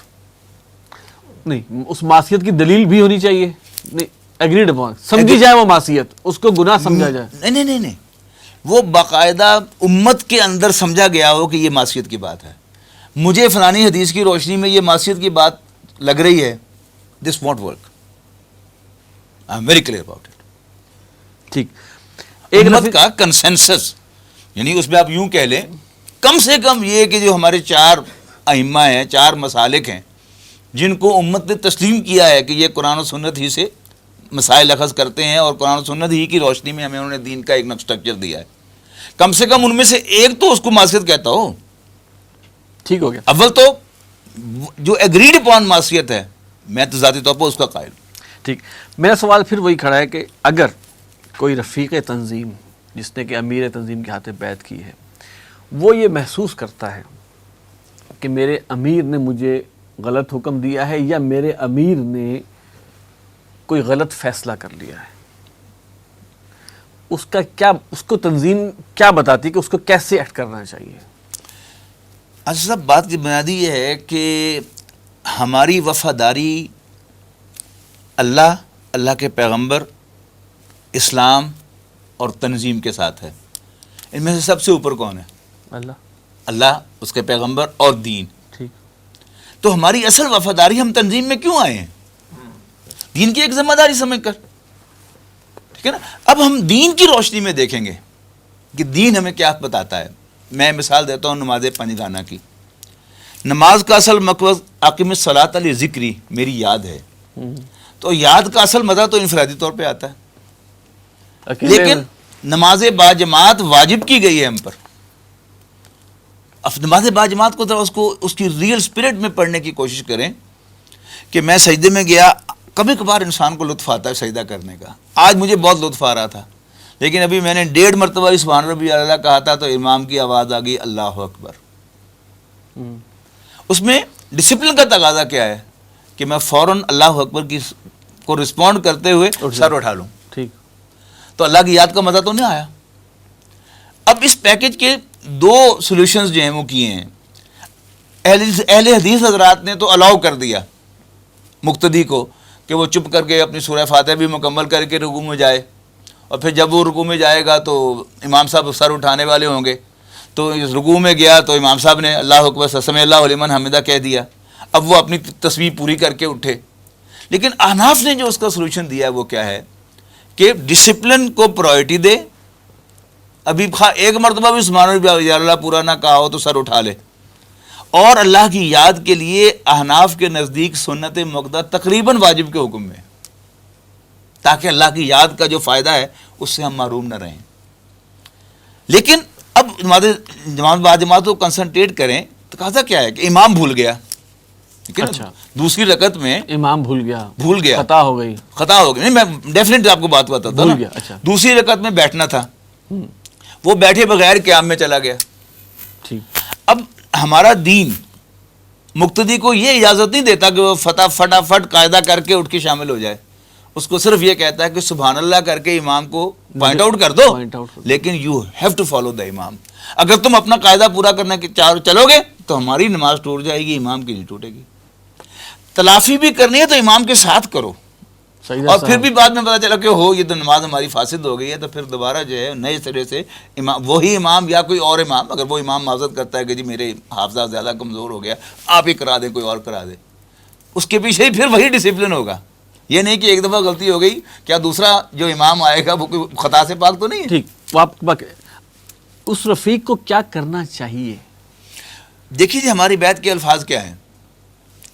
وَعَلَىٰ اللَّهِ نُنَازِعَ الْأَمْرَ، یہ بیعت ثانیہ کے کہتا ہوں، وہی ہم نے اڈاپٹ کیے ہیں. وَعَلَىٰ اللَّهِ نُنَازِعَ الْأَمْرَ أَهْلَهُ، یہاں امر جو ہے یہ فیصلے کے معنوں میں ہے کہ جو فیصلہ کرنے کے اہل ہیں ہم ان سے تنازع نہیں کریں گے، البتہ حق بات کہیں گے. ہم اپنا پوائنٹ آف ویو واضح بیان کریں گے کہ مجھے اس سے اختلاف ہے. ٹھیک. یعنی نامعصیت کو بات بہت دور کی ہے. ٹھیک. جہاں آپ کو اختلاف ہے آپ اختلاف بیان کریں گے. اور اگر آپ یہ سمجھتے ہیں کہ جس مقصد کے لیے میں نے یہ تنظیم جوائن کی تھی وہ مقصد پورا نہیں ہو رہا اور یہ امیر جو ہے اس سے ہٹ گیا ہے، ایز لانگ ایز اس جماعت سے، اس تنظیم سے نکلنا، اسلام سے نکلنا نہیں ہے، تو آپ کے لیے راستہ کھلا ہے. آپ جو ہیں وہ بیعت کو فسخ کریں اور ڈھونڈیں اگر کوئی اور جماعت اس مقصد کے لیے پراپر طریقہ کار اختیار کیا تو اس کو جوائن کرنے میں یا خود کھڑے ہو جائیں. اللہ خیر صلاح. اس میں ایک سٹیپ اور آگے آ رہے ہیں. اگر باقاعدہ اسٹیبلش ہو جائے کہ مثال کے طور پر ایک جماعت ہے جس کا گول یہ ہے کہ ہم انقلابی جد و جہد کرتے ہوئے اقامت دین کی طرف جائیں گے، اس کے امیر یہ فیصلہ کرتے ہیں کہ ہم انتخابی جد و جہد کرتے ہوئے اسی ہدف کی طرف جائیں. ہدف وہی ہے، بیگ صاحب نے جو بتایا ہدف وہی ہے، لیکن اب اس نے بالکل ہی ایک ٹریک ہی چینج کر دیا. اب کیا کریں؟ اچھا پچھلی اب تو کلیئر ہوگا. ایک تو انڈیویجول معاملہ تھا, اس نے ہو سکتا ہے اس کو غلط فہمی ہوئی ہو, وہ بڑوں سے پوچھ لے, ہو سکتا ہے رفع ہو جائے. ایک یہ کہ اب تو باقاعدہ پتہ چل گیا کہ امیر نے بتا دیا کہ جب یہ نہیں, منزل وہی ہے, ہم اب ادھر سے جا رہے ہیں الیکشن کی. تو جی میں پچھلی بات کی تسلسل میں بھی بات عرض کرنا چاہوں گا کہ ایک رفیق تنظیم محسوس کرتا ہے, انفرادی سطح کا ہی معاملہ ہے, تو اس کو فورمز دیے گئے ہیں. اچھا, سب سے چھوٹا ہمارا یونٹ اس طرح کہلاتا ہے جی, اس کا ایک ہیڈ اگر انگریزی میں کہیں جس کو ہم نقیب کہتے ہیں, تو وہ نقیب کے انڈر میں وہ شخص ہوتا ہے. اگر کوئی علمی نوعیت کا, فکری نوعیت کا, عملی نوعیت کا, طریقہ کار کے حوالے سے کوئی خلجان کسی کو پیدا ہو رہا ہے, کوئی محسوس کر رہا ہے کہ یہ غلط فیصلہ ہوا ہے, کتاب و سنت کے خلاف ہے, وہ اپنے امیڈیٹ ذمہ دار کو بتائے. حتیٰ کہ اگر وہ ذمہ دار کسی طور اس کو مطمئن نہیں کر پاتا یا تو وہ اس سے اگلے اسٹیپ پہ چلا جائے گا, جس کو مقامی امیر کہتے ہیں, اس سے اوپر جا سکتے ہیں جس کو امیر حلقہ کہتے ہیں, یہاں تک کہ وہ مرکز تک آ سکتا ہے اور امیر تنظیم تک بھی آ سکتا ہے. البتہ اس کا ایک پورا پروسیس چینل ہے.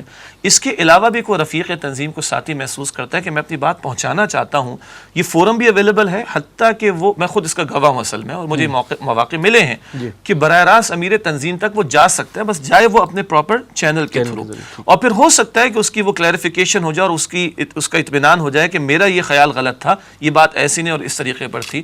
اور میں سچی بات کہوں کہ جو پچھلی ہم گفتگو کر رہے تھے, بھائی جب تک کھلے کفر کا حکم نہ دیں اور جب تک جناب دلیل تمہارے پاس ہو تم جو ہے تمہیں بات کو ماننا ہے, جہاں اتنا بڑا بھاری بھر کا معاملہ ہے وہاں الحمدللہ, یعنی جس کو آج لوگ کہتے ہیں نا جمہوریت کا معاملہ اور آزادی تقریر, جتنا تنظیم اسلامی کے اندر ہے الحمدللہ رب العالمین, اپنی گفتگو کو پیش کرنا, اپنی رائے کو پیش کرنا, اپنا مشورہ دینا اور ہائیفس تک چلے جانا, الحمدللہ پورے فورمز اس کے لیے اویلیبل ہیں. اگلی جو آپ نے سوال اٹھایا بڑا کرٹیکل ہے, ظاہری بات ہے یہ ایک نظریاتی قسم کی گفتگو اس وقت ہم کر رہے ہیں. تناظر میں شخصی بیعت چل رہی ہے. جی جی, تناظر میں یہ چل رہا ہے کہ وہ کفر بواح کا مرتکب ہو یا معصیت کا جی حکم دے, جس کی دلیل بھی ہو, جس کی دلیل بھی ہو. ہاں جی, اس کو سامنے رکھتے ہوئے اب ہم یہ بات جی جی, ایک اور پہلو بھی اس کے ساتھ اگر ہم جوڑ لیں, جس کی طرف اشارہ تھوڑی دیر پہلے ہو چکا, امام الانبیاء صلی اللہ علیہ وسلم پر تو براہ راست وحی آتی تھی, لیکن اللہ ان کو بھی حکم دیتا ہے وَشَاوِرْهُمْ فِي الْأَمْرِ, اے نبی صلی اللہ علیہ وسلم ان سے معاملات میں مشورہ کیجئے. اور اللہ ایمان والوں کی شان بھی بیان فرماتے ہیں سورہ شورى میں آیت نمبر 38 میں, وَأَمْرُهُمْ شُورَىٰ بَيْنَهُمْ, ان کے آپس کے معاملات باہمی مشوروں سے طے ہوتے ہیں. تو جتنا یہ شخصی بیعت کا تصور ہے اتنا ہی مشاورت کا نظام بھی ہوگا, کیونکہ سنت سے تو یہی مل رہا ہے ہمیں. اب رہی یہ بات کہ اگر آج ایک انقلابی طریقہ کار پر ہم کاربند ہیں کہ انقلابی جد و جہد کے ذریعے ہی غلبہ دین کی جد و جہد کو ہم آگے بڑھانا چاہیں گے, اور فی الوقت اور ہم نے تنظیم کو بھی اس لیے جوائن کیا ہے, وجہ جوائن کی یہی تھی بجا, اور وہ جو قتال فی سبیل اللہ میں ٹکراؤ والا, تصادم والا, مسلح جد و جہد والا معاملہ وہ فیزیبل نہیں, یہ بھی تنظیم میں طے شدہ بات ہے, بانی محترم نے طے فرمایا. اسی طرح یہ گفتگو بھی آ چکی ہے کہ وہ جو انتخابی سیاست کا راستہ وہ کوئی حرام راستہ نہیں ہے, مگر ہم سمجھتے ہیں کہ وہ تجربات سے بھی بات ثابت ہو چکی ہے کہ وہ موضوع نہیں ہے, فیزیبل نہیں ہے. ساتھ ساتھ ہم نے تھوڑی دیر پہلے یہ بات بھی کی کہ جو بیگ صاحب نے بھی ذکر فرمایا تھا کہ ہدف تک پہنچنا اصل شے ہے, اس تک پہنچنے کے طریقہ کار کے اعتبار سے سوچا جا سکتا ہے, غور کیا جا سکتا ہے. اس سوچنے اور غور کرنے کے نتیجے میں اگر کبھی حالات ایسے فیزیبل ہو جائیں کہ کوئی اور طریقہ کار ہمیں اختیار کرنا پڑے تو امیر تنظیم اسلامی مشورہ بھی کریں گے, مشورہ کر کے اللہ سے بھی دعا مانگیں گے, اور پھر فَإِذَا عَزَمْتَ فَتَوَكَّلْ عَلَى اللَّهِ کی شان بھی ہوگی. تو جب یہ مشورہ بھی ہوگا اور کتاب و سنت کی دلیل ہمارے لیے اصل دلیل ہوگی, اس آربٹ میں رہ کر فیصلہ کر کے ہم آگے بڑھیں گے, تو وہ فیصلہ کوئی کفر بواہ تو نہیں ہوگا, وہ فیصلہ کوئی خلاف اسلام تو نہیں ہوگا. تو گویا کہ اس بات کی گنجائش موجود رہے گی کہ فیزیبل ابھی یہی راستہ ہے, تو ہم نے یہ مان کر تنظیم اختیار کی ہے, تنظیم میں شمولیت اختیار کی ہے, یہ مان کر کہ یہ راستہ فیزیبل ہے, یہ دوسرا تیسرا چوتھا راستہ فیزیبل نہیں ہے. لیکن اگر حالات کی تبدیلی کی وجہ سے ہم قتال والی رائے نہیں رکھتے تو حالات کی تبدیلی سے کل طریقہ کار کے کسی اسٹیپ میں کوئی فرق واقع ہو جائے اگر, تو یہ بھی اس تنظیم کی خوبصورتی ہوگی کہ بدلتے حالات میں تو دین بھی حکم تبدیل کر دیتا ہے یا حکم تبدیل ہو جاتا ہے, تو طریقہ کار کے کسی پوائنٹ پر, کسی مرحلے پر, کسی اسٹیج پر بھی تبدیلی کا امکان ہے, ہوگا وہ مشورے سے اور کتاب و سنت کے دلائل کے اندر رہتے ہوئے میری بیعت اس بات پر ہے، یوں کہیے کہ میں وہاں ڈیویٹ کر لوں گا یا وہاں نہیں مانوں گا جہاں کفر بواہا کا حکم دیا جا رہا ہوگا۔ ایوب ایک صاحب، آپ کا ایک خاص ایج یہ بھی رہا ہے کہ بانی تنظیم اسلامی ڈاکٹر اسرار احمد رحمۃ اللہ علیہ کے جو آخری ایام بہت عرصہ آپ کا اور ان کا دفتر ساتھ ساتھ رہا اور ہر نماز میں نکلتے ہوئے ملاقات۔ میں ایک بہت اہم بات یہ پوچھنا چاہ رہا ہوں کہ کیا ڈاکٹر اسرار احمد رحمۃ اللہ علیہ نے کبھی یہ کہا کہ میری تقاریر یا میری تحریر کو کوئی ایڈٹ نہ کرے یا کوئی ایڈٹ نہیں کر سکتا؟ کوئی ایسی بات انہوں نے کبھی کہی ہو؟ نہیں، ہرگز میرے سننے میں ایسی کبھی بات نہیں آئی، اور میرے خیال میں ایسی کبھی نہیں انہوں نے کہا کہ میری کسی تقریر کو قطعی طور پر کوئی ایڈٹ نہ کیا جائے۔ ایسی کم از کم میرے سننے میں بات آج تک نہیں آئی۔ بلکہ بیگ صاحب، میں آپ کو ایک چیز عرض کروں کہ ظاہری بات ہے، میں 1993 سے شعبہ سمع و بصر میں ہوں، جس کی ذمہ داری بانی تنظیم اسلامی رحمۃ اللہ علیہ کی جو لاہور میں ریکارڈنگز ہوتی تھی ان کو دیکھنا، ایڈٹ کرنا تھا۔ تو ڈاکٹر صاحب کی طرف سے مجھے ہمیشہ یہ اجازت رہی ہے کہ ایڈیٹنگ جو ہے، جو تم سمجھتے ہو، ظاہری بات ہے وہ اگر اعتماد کرتے ہیں تو انہوں نے اجازت دی ہے کہ ہم ایڈٹ کر سکتے ہیں، اور میں کرتا بھی تھا۔ اس کی ایک اور میں مثال آپ کو دیتا ہوں کہ ڈاکٹر ذاکر نائک نے 2004 میں نومبر میں بانی محترم کو انڈیا دورے کی دعوت دی، اور وہ گئے، وہاں ریکارڈنگز بہت ساری ہوئیں جو اب پیس ٹی وی پہ نظر بھی آتی ہیں۔ تو واپسی پہ جب ہم ایئرپورٹ آ رہے تھے، بنگلور آخری ہمارا تھا وہ، اور وہاں سے ہم ایئرپورٹ آ رہے تھے جہاں سے کہ ہم نے ڈاکٹر ذاکر سے علیحدہ ہو جانا تھا، اس کے بعد حیدرآباد جانا تھا۔ تو ڈاکٹر ذاکر نے سوال کیا بانی محترم سے کہ کیا آپ نے جو خطابات بھی کیے ہیں میں کچھ اس میں ایڈٹ کر سکتا ہوں؟ تو ڈاکٹر صاحب نے کہا جو مرضی کریں، یعنی کہ ڈاکٹر صاحب انہوں نے کہا کہ میں جو کہہ چکا ہوں وہ میں کہہ چکا ہوں، باقی آپ جو ایڈٹ کریں۔ تو ڈاکٹر صاحب اس لحاظ سے کھلے تھے، یہ تو میں اس میں تو عرض کر رہا ہوں، وسیع الذہن تھے۔ اور بلکہ مجھے تو بتایا ہمارے ایک سینئر ساتھی نے کہ شیخ جمیل الرحمان صاحب ڈاکٹر صاحب کی جو کتابیں ہیں، وہ تحریریں ہیں، وہ ایڈٹ کر کے کتابی شکل میں لے کے آئے۔ تو یہ تو ڈاکٹر صاحب کا ایک اعتماد تھا جس کی بنیاد پر ایسا ہوا۔ لیکن اب مجھے آپ یہ بتائیے کہ ڈاکٹر صاحب تو اب ہیں نہیں، لہٰذا کیا ابھی بھی ایسا آپ کر رہے ہیں کہ کوئی ایڈیٹنگ ہو یا کوئی قطر پیوند ہو تقریروں میں یا تحریروں میں؟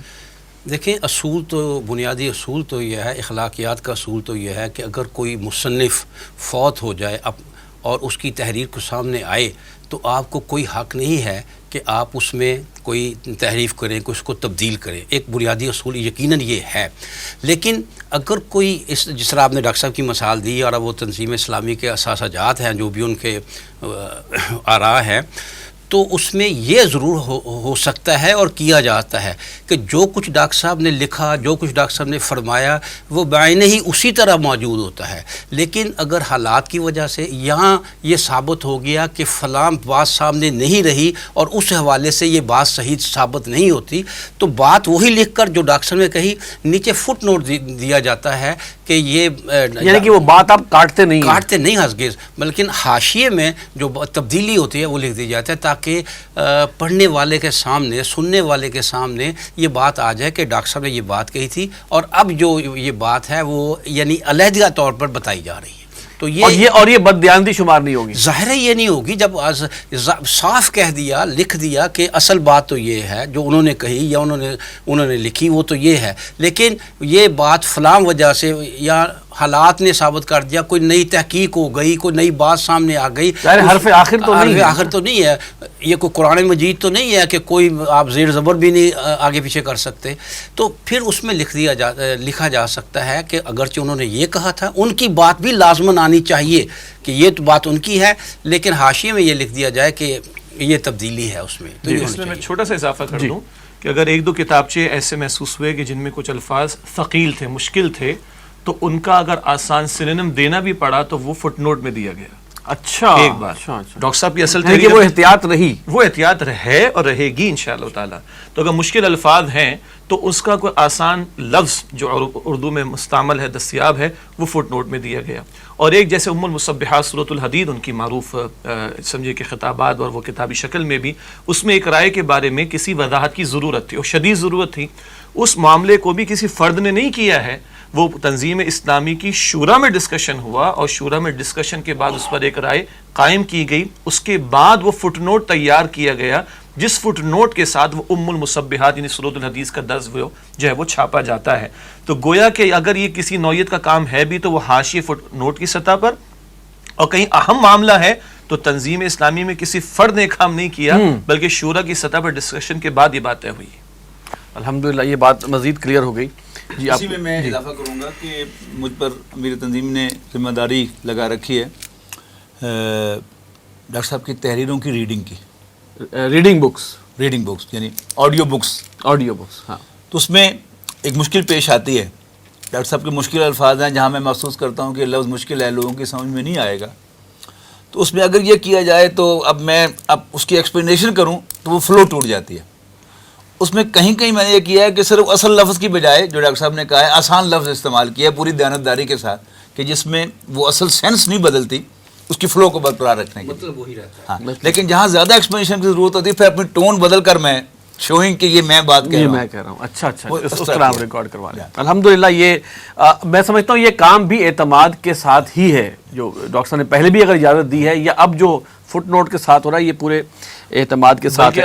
ایک چھوٹی سی بات اور میں اسٹارٹ کروں, وہ جو آپ نے فرمایا نا اعتماد تھا, مجھے اچھی طرح یاد ہے ہمارے استاد انجینئر نوید احمد صاحب اللہ تعالیٰ مغفرت فرمائے, کراچی میں وہی ہمارے تمام ٹیچرز کے استاد بھی رہے, اللہ تعالیٰ ان کی مغفرت فرمائے.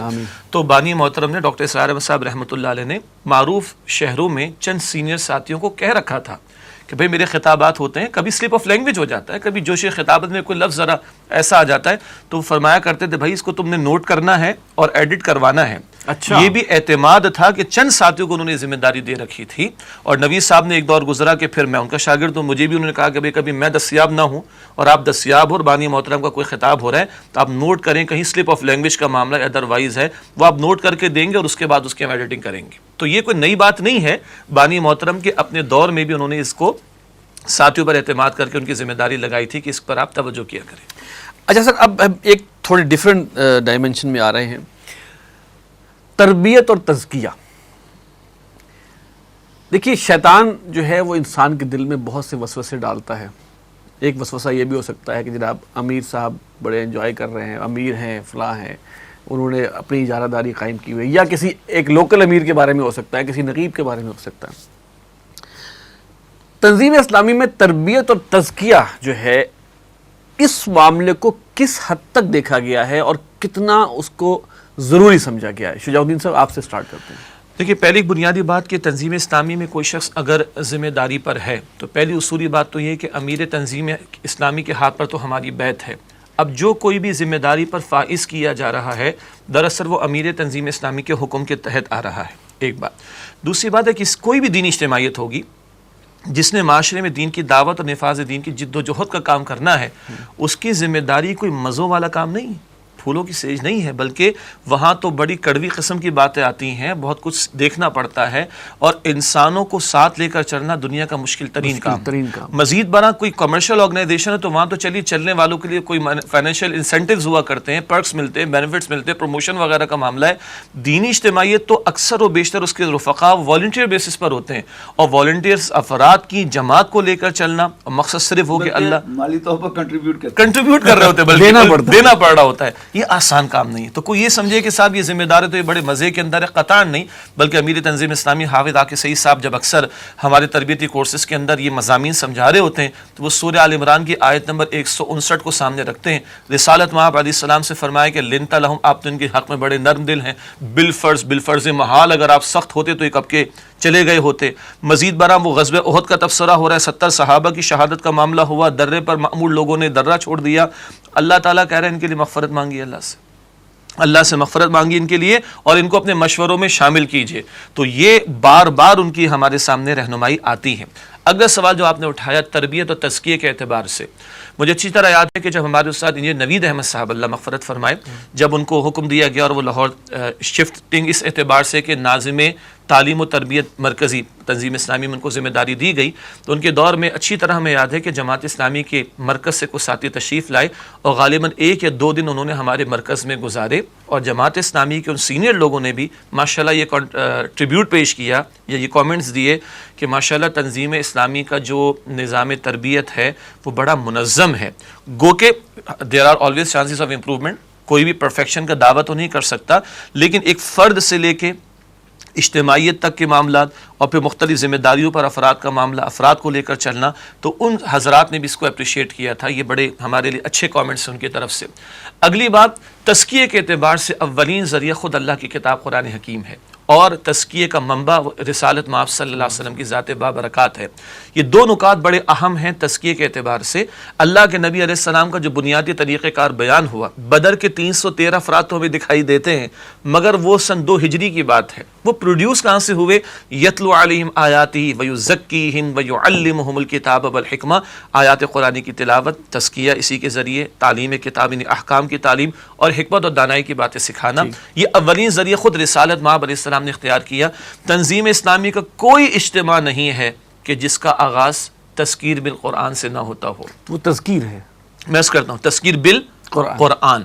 پھر ہر رفیق تنظیم کو اس کی تلاوت کا معمول، ترجمہ پڑھنے کا معمول، تفسیر پڑھنے یا سننے کا معمول، درس قرآن میں شرکت کا معمول، قرآن حکیم کو حفظ کرنے کا معمول. مستقلاً ہم اپنے رفقا سے تقاضا کرتے ہیں کہ ان کی زندگی میں قرآن رچا بسا ہو. ایک تو اللہ نے ہمیں نظام دیا 5 وقتہ نماز میں قرآن قرآن قرآن قرآن قرآن، پھر اس کے ساتھ ساتھ ترجمہ، تفسیر کا مطالعہ، قرآن کی محافل میں شرکت کرنا.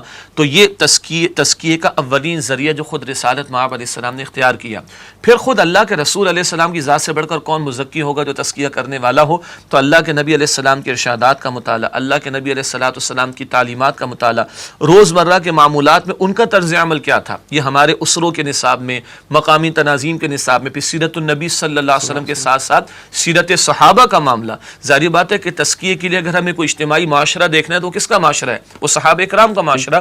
تو یہ تو ہمارے تربیتی نظام کا لازمی جز ہے. قرآن سے تعلق، سیرت النبی صلی اللہ علیہ وسلم کا مطالعہ، اسی طریقے پر صحابہ کرام کی سیرت کا مطالعہ، اور پھر انہی باتوں کے ساتھ ساتھ جو روزمرہ کے مسنون معمولات اور آداب نبی اکرم علیہ الصلوۃ والسلام کے تھے ان کا تذکرہ اور باقاعدہ ان کی یاد دہانی کا سلسلہ. ایک ہمارے ہاں ایک ہوتی ذاتی احتسابی یادداشت، گو کہ اس کی فل کرنے میں، پر کرنے میں خاصی کمی ہے، اس میں امپرومنٹ کی گنجائش ہے. ہر ساتھی سے تقاضا ہے کہ وہ روزانہ اپنا جائزہ لے. اگر قرآن کہتا ہے وَلْتَنْظُرْ نَفْسٌ مَا قَدَّمَتْ لِغَدٍ، یا اگر ایک معروف اصطلاح کسی نے استعمال کیا، اگر مراقبہ کہتے ہیں، وہ کیا ہے؟ آج میں کہاں کھڑا ہوں. یہ ہر رفیق کے پاس ایک ذاتی یادداشت رپورٹ ہوتی ہے جہاں وہ اپنا خود جائزہ لیتا ہے کہ میں آج اللہ کے کتنا قریب ہوا، یا خدا نہ خواستہ میں کہیں دور تو نہ ہو گیا. جس میں اس کی نمازوں کی کیفیت کا جائزہ، اخلاقیات کا جائزہ، منکرات سے بچنے کا جائزہ، قرآن کے ساتھ تعلق کا جائزہ، مسنون آداب پر عمل کا جائزہ. تو فرد کو بھی وہ ٹولز دیے گئے، اجتماعی سطح پر، اسرے کی سطح، اس سے بلند سطح مقامی سطح پر، پھر اس سے بلند سطح حلقے کی سطح پر مستقل یہ ٹولز دیے گئے ہیں جہاں ایک بندہ جڑ کر اپنی تربیت کے لیے مواقع پاتا ہے اور اس کے اندر بہتری کی گنجائش پاتا ہے. تو یہ پورا نظام الحمدللہ، یہ تو میں نے اس کو تھوڑا فقط آپ کے سامنے اشارہ کیا کہ جس میں ہم اپنے رفقا کو تزکیہ اور تربیت کے مراحل سے گزارنے کی کوشش کرتے ہیں. سمیع صاحب اس حوالے سے آپ بتائیے کہ جو جن چیزوں کا انہوں نے ذکر کیا ہے، ہم بحیثیت رفقائے تنظیم اسلامی کیا ہم سمجھتے ہیں کہ ہم ان کے کسی حد تک کے تقاضے کو پورے کر پاتے ہیں جو تقاضے ہم سے کیے گئے ہیں؟ اصل میں آصف صاحب جو مسئلہ ہے وہ ایک کنٹروورسی ہے کہ اقامت دین کی جد و جہد میں ہی انسان کو سارا کا سارا اپنا وقت لگانا چاہیے یا اپنے اندر بھی جھانکنا چاہیے. تزکیہ نفس اصل میں نام ہے کسی شخص کو اپنے اندر جھانکنے کا طریقہ سکھانا اور اس کو ٹرین کرنا کہ وہ اپنا جائزہ کیسے لے. اصل میں یہ معاملہ جو ہے یہ پرسنل ایکسپیرینس کے بغیر نہیں آتا. میں لاکھ درس دیتا رہوں کہ حسد، کینہ، بغض، حب دنیا نہیں ہونی چاہیے، لیکن جب تک کسی موقع پر مجھے خود کلک نہیں ہوگا کہ میں اس مرض میں مبتلا ہوں، میں تزکیے کی راہ پہ جا ہی نہیں سکتا.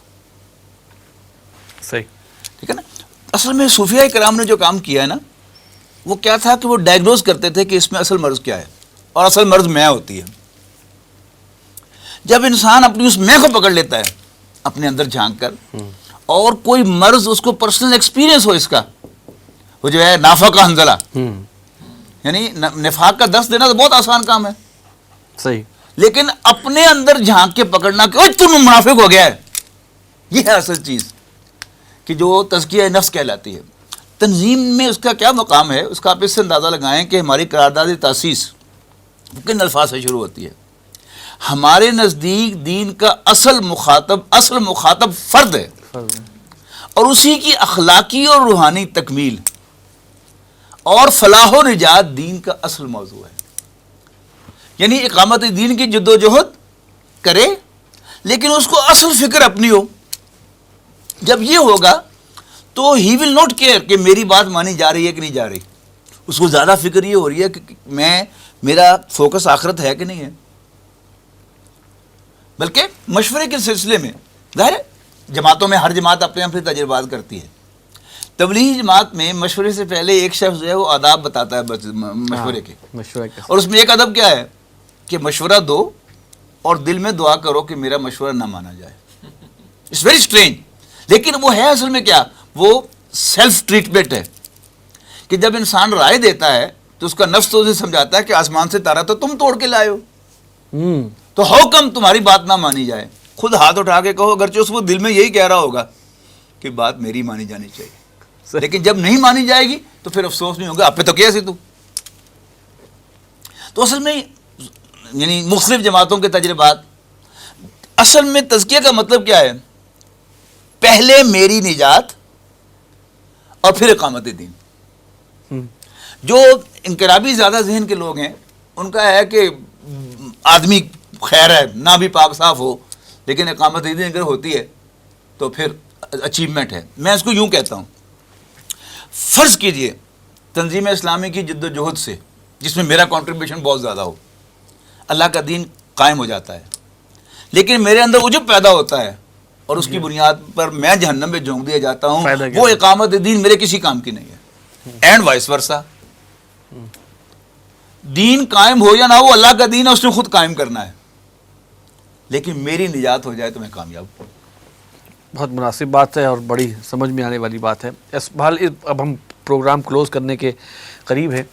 ایک ایشو آتا ہے اور جماعتی زندگی میں بہت آتا ہے، سنی سنائی بات، آدھی کہی ہوئی بات، اس کو وہ جب پھیلتی ہے، یا جو بعض اوقات ہوتا ہے فلاں نقیب کے بارے میں یہ بات سنی ہے جی، فلاں امیر کے بارے میں یہ بات سنی ہے، فلاں نے یہ کہا ہے. اب جماعتی زندگی میں بھائی وہ شخص اس کے یہ خیالات ہیں وہ امیر کیسے ہو سکتا ہے، یا اس کے یہ خیالات ہیں وہ نقیب کیسے ہو سکتا ہے، ہوا بن جاتی ہے، اور یہ جماعتی زندگیوں میں یہ آئے دن کا معمول ہے.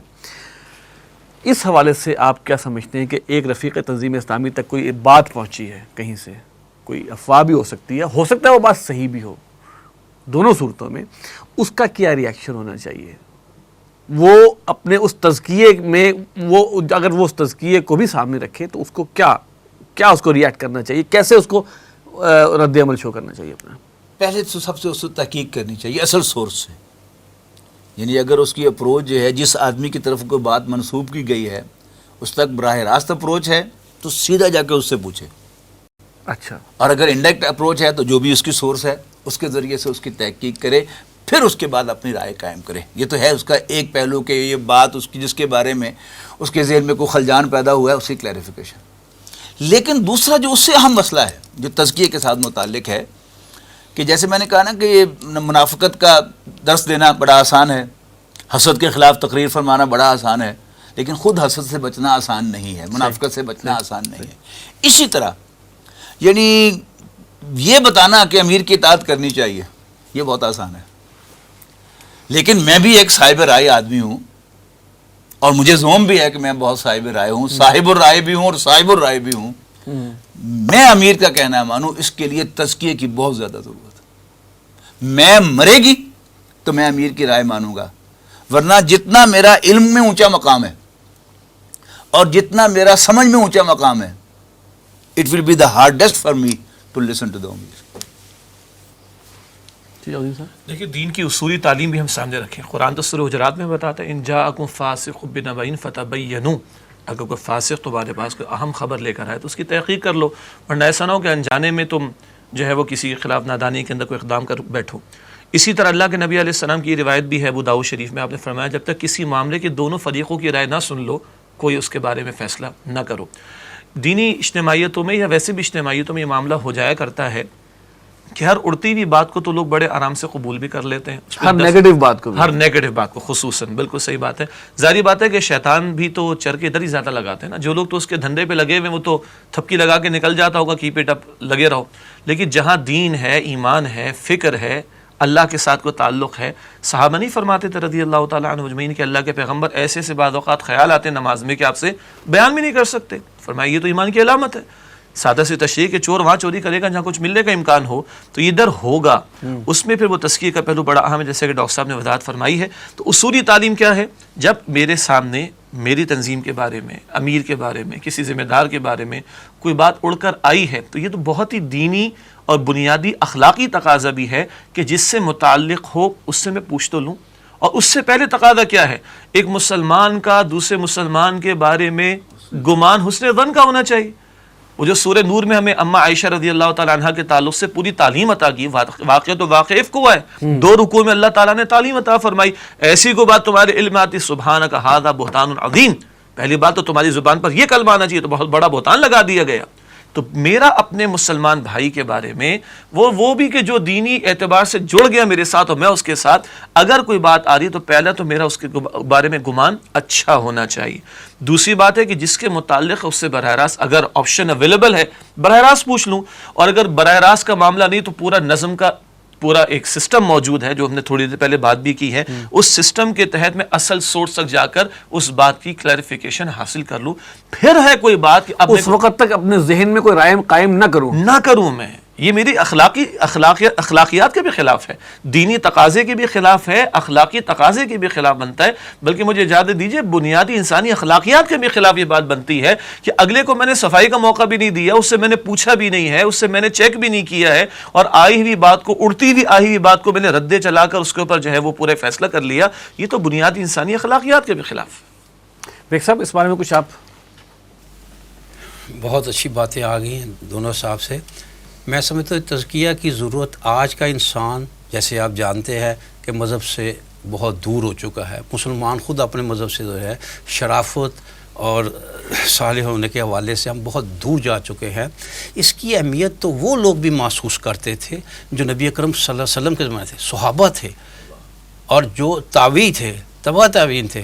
وہ بس میں اتنی آپ کو مثال دے دوں گا کہ جب ایران پر حملہ ہوا ہے تو ایران نے کہ کمانڈر نے ایک جاسوس کو مسلمان فوجوں میں بھیجا, تو اس نے جو آ کر بات کی تھی تو اس سے ثابت ہوتا ہے کہ اس زمانے کے وہ مسلمان کی تزکیہ کتنی, حالانکہ ان کے ساتھ یا انہوں نے کچھ صحابی تھے تو کچھ تابعی تھے, تو اس کے باوجود انہوں نے کہ وہ تو جی رات کے راہب ہیں اور دن کے مجاہد ہیں.